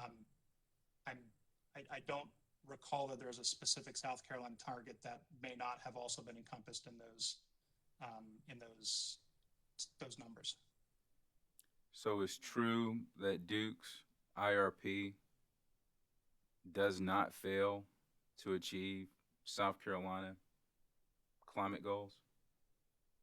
I'm not 100% certain on the totality of South Carolina's climate goals, Mr. Chair, so I'm hesitant to thoroughly confirm, but if that's something that the chair is asserting, certainly I would take his word that he has researched that and found it to be correct. I note I have done no research other than reading the Synapse report and your testimony, pre-filed testimony. I'm referencing a sentence in the introduction, paragraph 1, introduction of the Synapse report that says Duke's scenarios failed to achieve state climate goals, specifically North Carolina's Clean Energy Plan, which calls for a 70% reduction in carbon dioxide emissions from the electric sector by 2030. It goes on. And the reason I asked that question is, I mean, I put no value on clean energy or dirty energy other than making the best decision under South Carolina law. But I'm trying to understand how much weight I should give to the Synapse report if it's more North Carolina focused than South Carolina focused. Can you help me there? Sure, I appreciate that, Mr. Chairman, and I'll be brief in my response and perhaps recommend that you discuss a little bit more with Ms. Wilson on this. But my understanding is that the Synapse report is analyzing the Duke system, and the Duke system works across both North and South Carolina, and Duke has indicated that it is filing, in this case, it has filed an identical IRP in both cases. I believe there was some discussion earlier about the relevant North Carolina requirements and the South Carolina guidance requirements. I think my testimony in this case has been, how does this IRP conform to South Carolina Act 62? And I think the Synapse report shows that there are alternative portfolios that were not analyzed that were not analyzed and included in the company's presentation that are a result of different assumptions. And the lack of those assumptions being incorporated into a portfolio that is modeled in the Synapse is relevant to this commission's finding under Act 62 in South Carolina.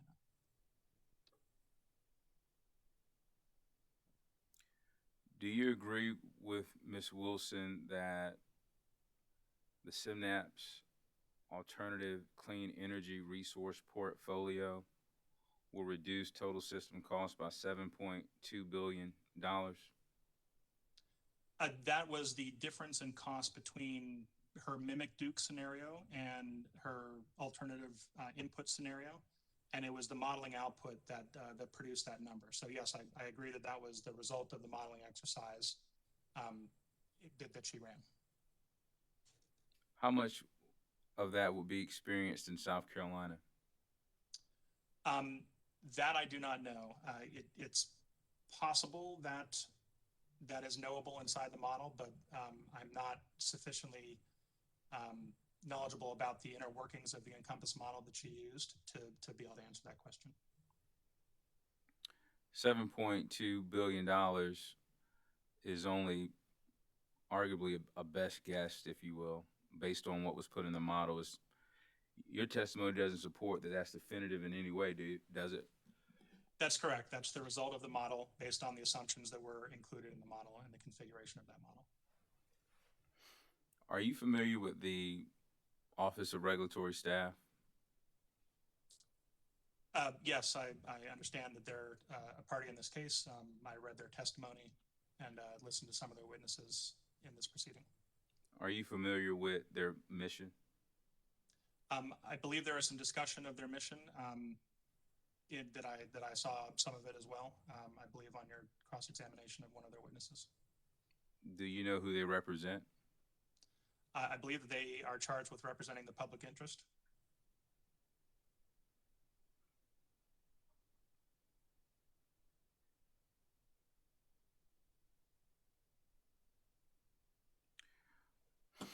I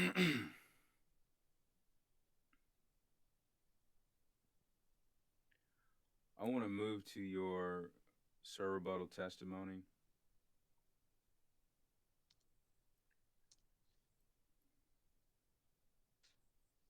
I know there's been some confusion over the pages.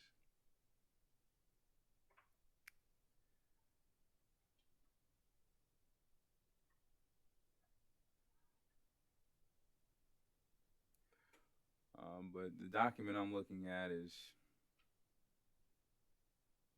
page 3.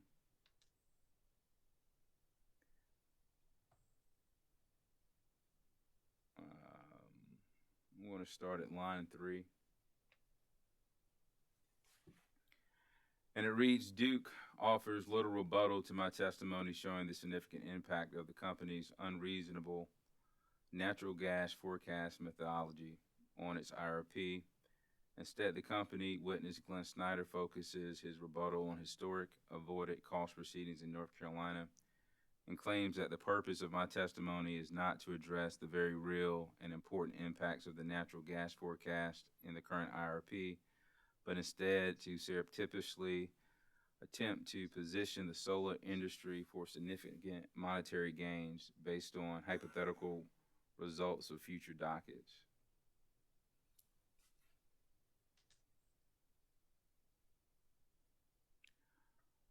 Are there significant monetary gains to be had by the solar industry based on the outcome of this hearing?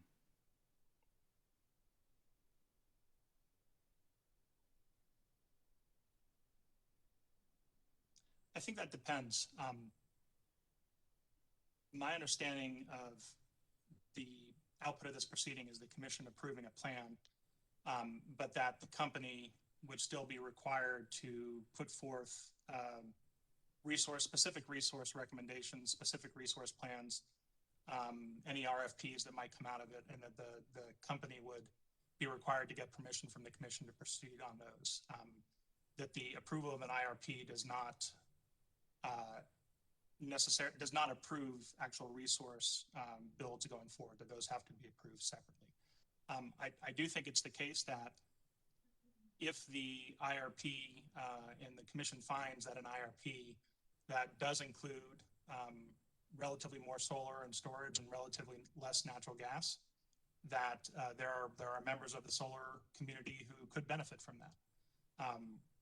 The specific context of this was not about the outcome of this particular docket. It was going to the intent of my testimony, and suggesting that the real intent of my testimony is to increase avoided cost prices in another proceeding, so that future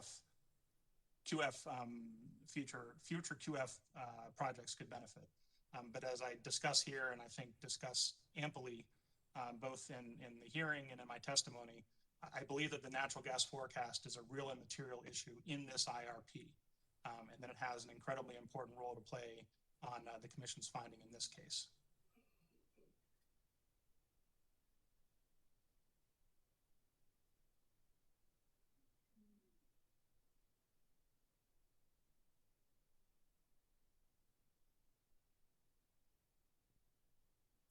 So it's possible that the position you're advocating could increase monetary gains for the solar industry? The positions I'm advocating for in this IRP, if the commission finds that the most reasonable and prudent plan has relatively more renewables than what Duke's current plan has, and to the extent that the company then follows up and has RFPs or procurements or increases the amount of solar it deploys, yes, there's a potential that the solar industry would benefit from that.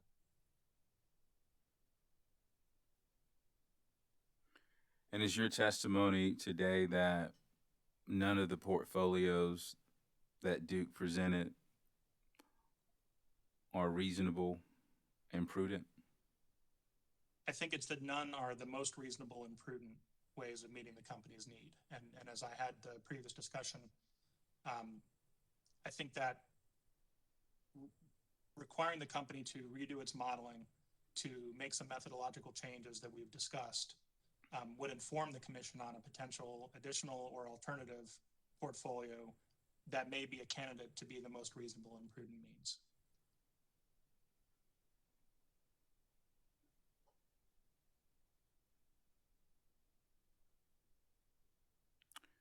Okay.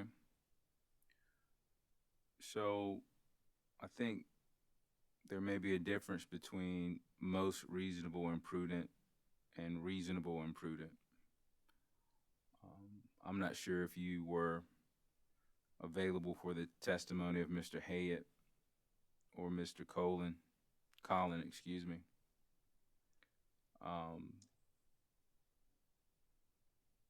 But there's an argument that most reasonable and prudent is for the commission to decide, which is different from a plan being reasonable and prudent.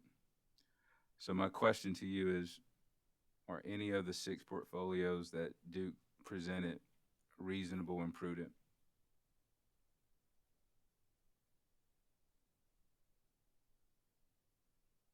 I think on balance, my concerns with the methodologies that the company used, the input assumptions, the sort of totality of the number of issues that I raised in my testimony would mean that the portfolios developed based on those assumptions are lacking in reasonable prudence. I think that there are improvements that could be made to those input assumptions that would produce potentially different portfolios that would then be based on assumptions that I would be more comfortable determining as being reasonable and prudent, and from which the commission would then be able to select the most reasonable and prudent.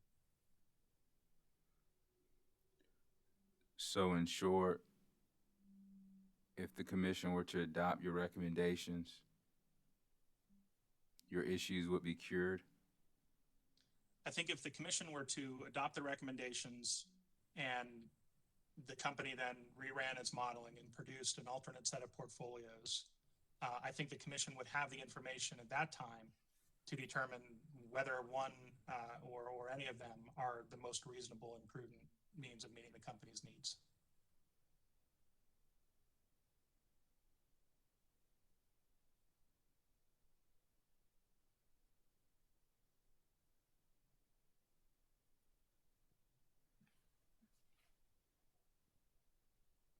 Thank you, sir. Those are all of my questions.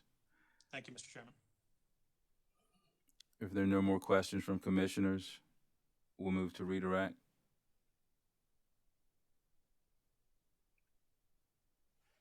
Thank you, Mr. Chairman.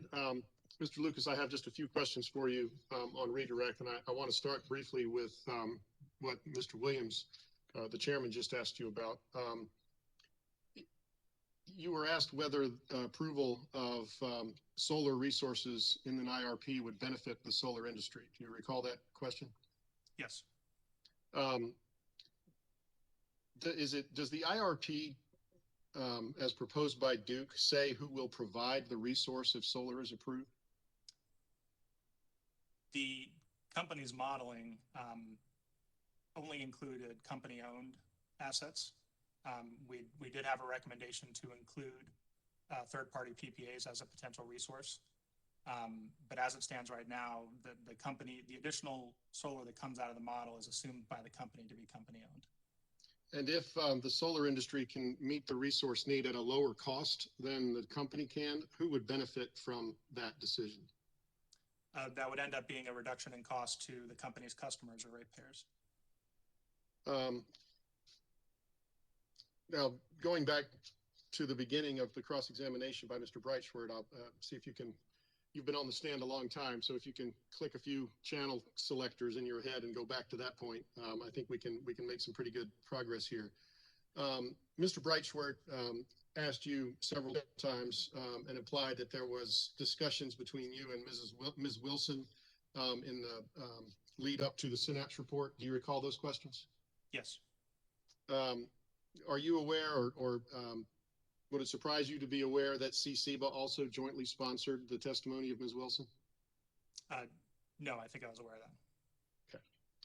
Okay. And so did you understand in doing your work that you needed to send out data requests or discovery requests to Ms. Wilson in order to get information from her?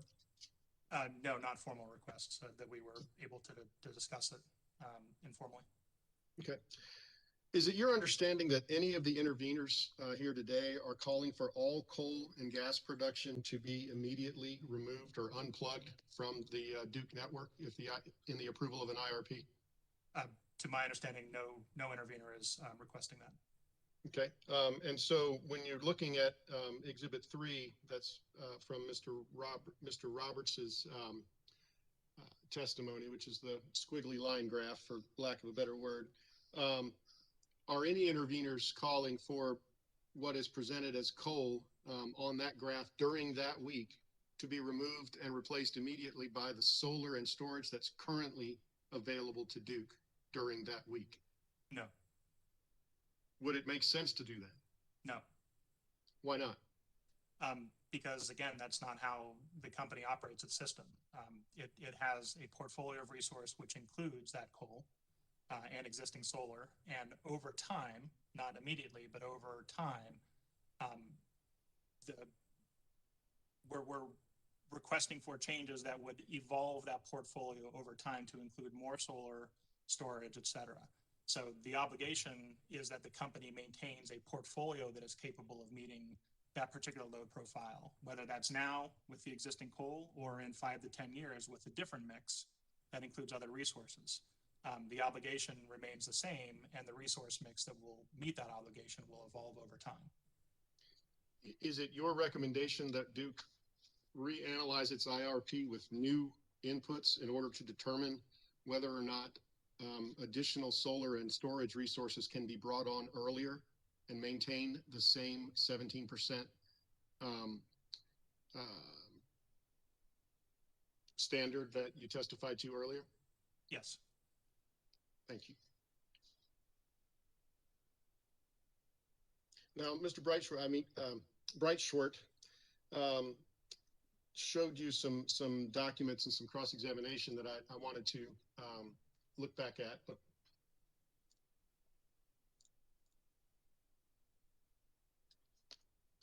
I'm going to share my screen briefly, and what I'm going to refer to initially is the testimony of the rebuttal testimony of Mr. Roberts. And you were asked to read this paragraph earlier, and I will increase the size just as soon as I can get. I'm running into the same problem that Mr. Breitschwert had with sizing this, but does that help? Yes, thank you. Okay. I'm referring to this paragraph on page 5 of the rebuttal testimony of Mr. Roberts, which you were asked to read, which is the testimony of Mr. Robb to the U.S. Senate. Do you recall that testimony? Yes, I do. And if you would read this last sentence to the record, please, starting with the criticality. The criticality of natural gas as, quote, the fuel that keeps the lights on, unquote, will remain unless or until very large-scale battery deployments are feasible or an alternative flexible fuel such as hydrogen can be developed. And is it your recommendation and the recommendation of other interveners in this case that large-scale battery storage deployment should be undertaken within the planning horizon of the Duke IRP? Yes, it is. And do you understand that to be a reasonable assumption? Yes, I do.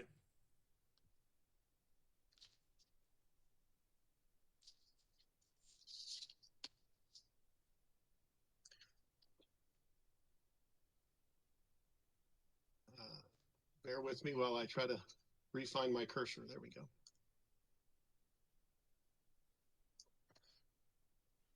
Going to call up cross-examination exhibit 6, which was introduced by Mr. Breitschwert, and direct your attention to that briefly. Does that look familiar to you as cross-examination number 6? Yes, it does. Number 6. Now, in this document, if you'll take a look at it, the document identifies the need to construct upgrades to resolve congestion in certain areas of Duke's grid. Is that right? Yes. Are those upgrades intended to increase the capacity of Duke's grid? Yes. Now, I understand that prior to Mr. Breitschwert showing you this today, you really hadn't seen the document before, but is it your understanding that once those upgrades are constructed in 1 to 4 or 5 years, it will increase the capacity of Duke's system to interconnect more solar generation? Yes.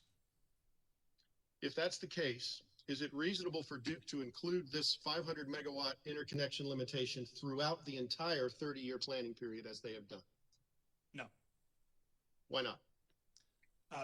Because once these upgrades are accomplished, they will have increased the ability for the company to interconnect more solar. So that future, just as the interconnection reform process could increase the ability of the company to interconnect resources, completing these upgrades could also increase the company's ability to interconnect resources. And this was prepared in August of 2019, according to the document itself? Correct. When did the North Carolina Commission approve Duke's Q reform proposal? You know? I don't know the exact date. I feel like it was fairly recently. Would it surprise you to know that it was more than a year after Duke prepared this analysis? I think that's consistent with my understanding. Okay. And is Q reform supposed to help make Duke's interconnection process more efficient than it currently is? Yes. That was one of the selling points for the reform process, wasn't it? Yes. Was it also supposed to help facilitate the construction of the kind of upgrades that we're talking about in this proceeding in order to bring more solar onto the system? I believe so. Okay. Did you hear Mr. Kalemba testify the other day? I believe I heard most of his testimony, but I may have missed some portions of it. Okay. Did you hear him testify that the interconnection constraint applies only to solar and other renewables? I think I did. Okay. Does that make any sense to you? No, I think the interconnection, it's about connecting resources to the grid based on characteristics of those resources, such as the maximum amount of power that they can put onto the grid. So limiting the interconnection to one type of resource, I don't think is appropriate. Mr. Chairman, I appreciate Mr. Burns' question, but I did not ask about Mr. Kalemba's testimony as it relates to the interconnection limit being applicable to other generation types. So this is, I think, as he or Ms. Thompson suggested, I guess yesterday with Mr. Schneider as a listing new testimony. So if he would like to rephrase or move on, I'd appreciate it, but that's beyond the scope of redirect, and I would object.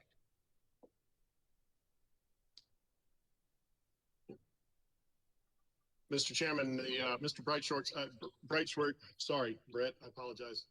Mr. Breitschwert asked a series of questions related to the exhibit, cross exhibit 6, that related to interconnection constraints, and I'm trying to elicit response testimony from my witness about why those interconnection constraints may not apply solely to the solar and storage industry. And so I think it is very much within the scope of redirect, and I'm close to being done with it anyway, but I would like to be able to proceed and finish my line of questions. Mr. Breitschwert, could you state your objection again? Yes, sir. I asked no questions about other generating technologies and whether they were subject to an interconnection constraint limit in the company's modeling. This was something that Mr. Burns asked Mr. Kalemba about on Friday, and that testimony is in the record, so it's improper for redirect. Overruled. Thank you, Mr. Chairman.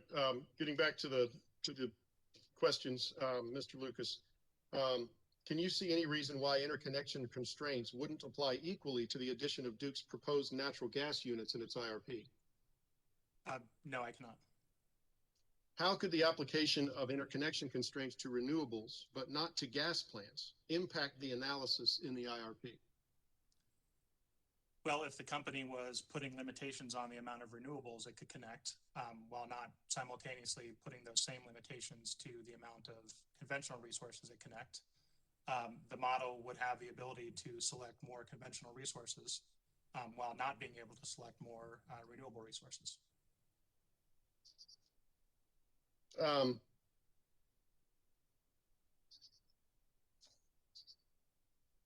Does Duke have any ability to influence how many megawatts of generation it can interconnect in any given year? Do you know? I believe that, yes, I believe that it does have some control over that. If Duke's modeling were to say that adding more than 500 megawatts of renewables in a particular year was the most economical way of meeting Duke's resource needs, could Duke then devote more resources to helping that generation get interconnected on time? It could.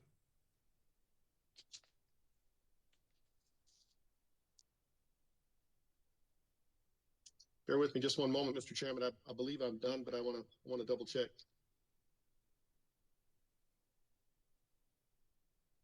Oh,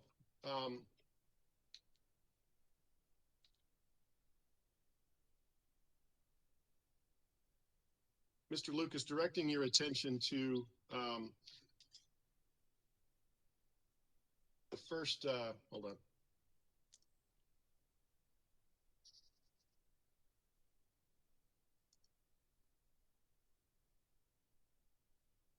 Can you read that? Slightly bigger would be appreciated. Okay.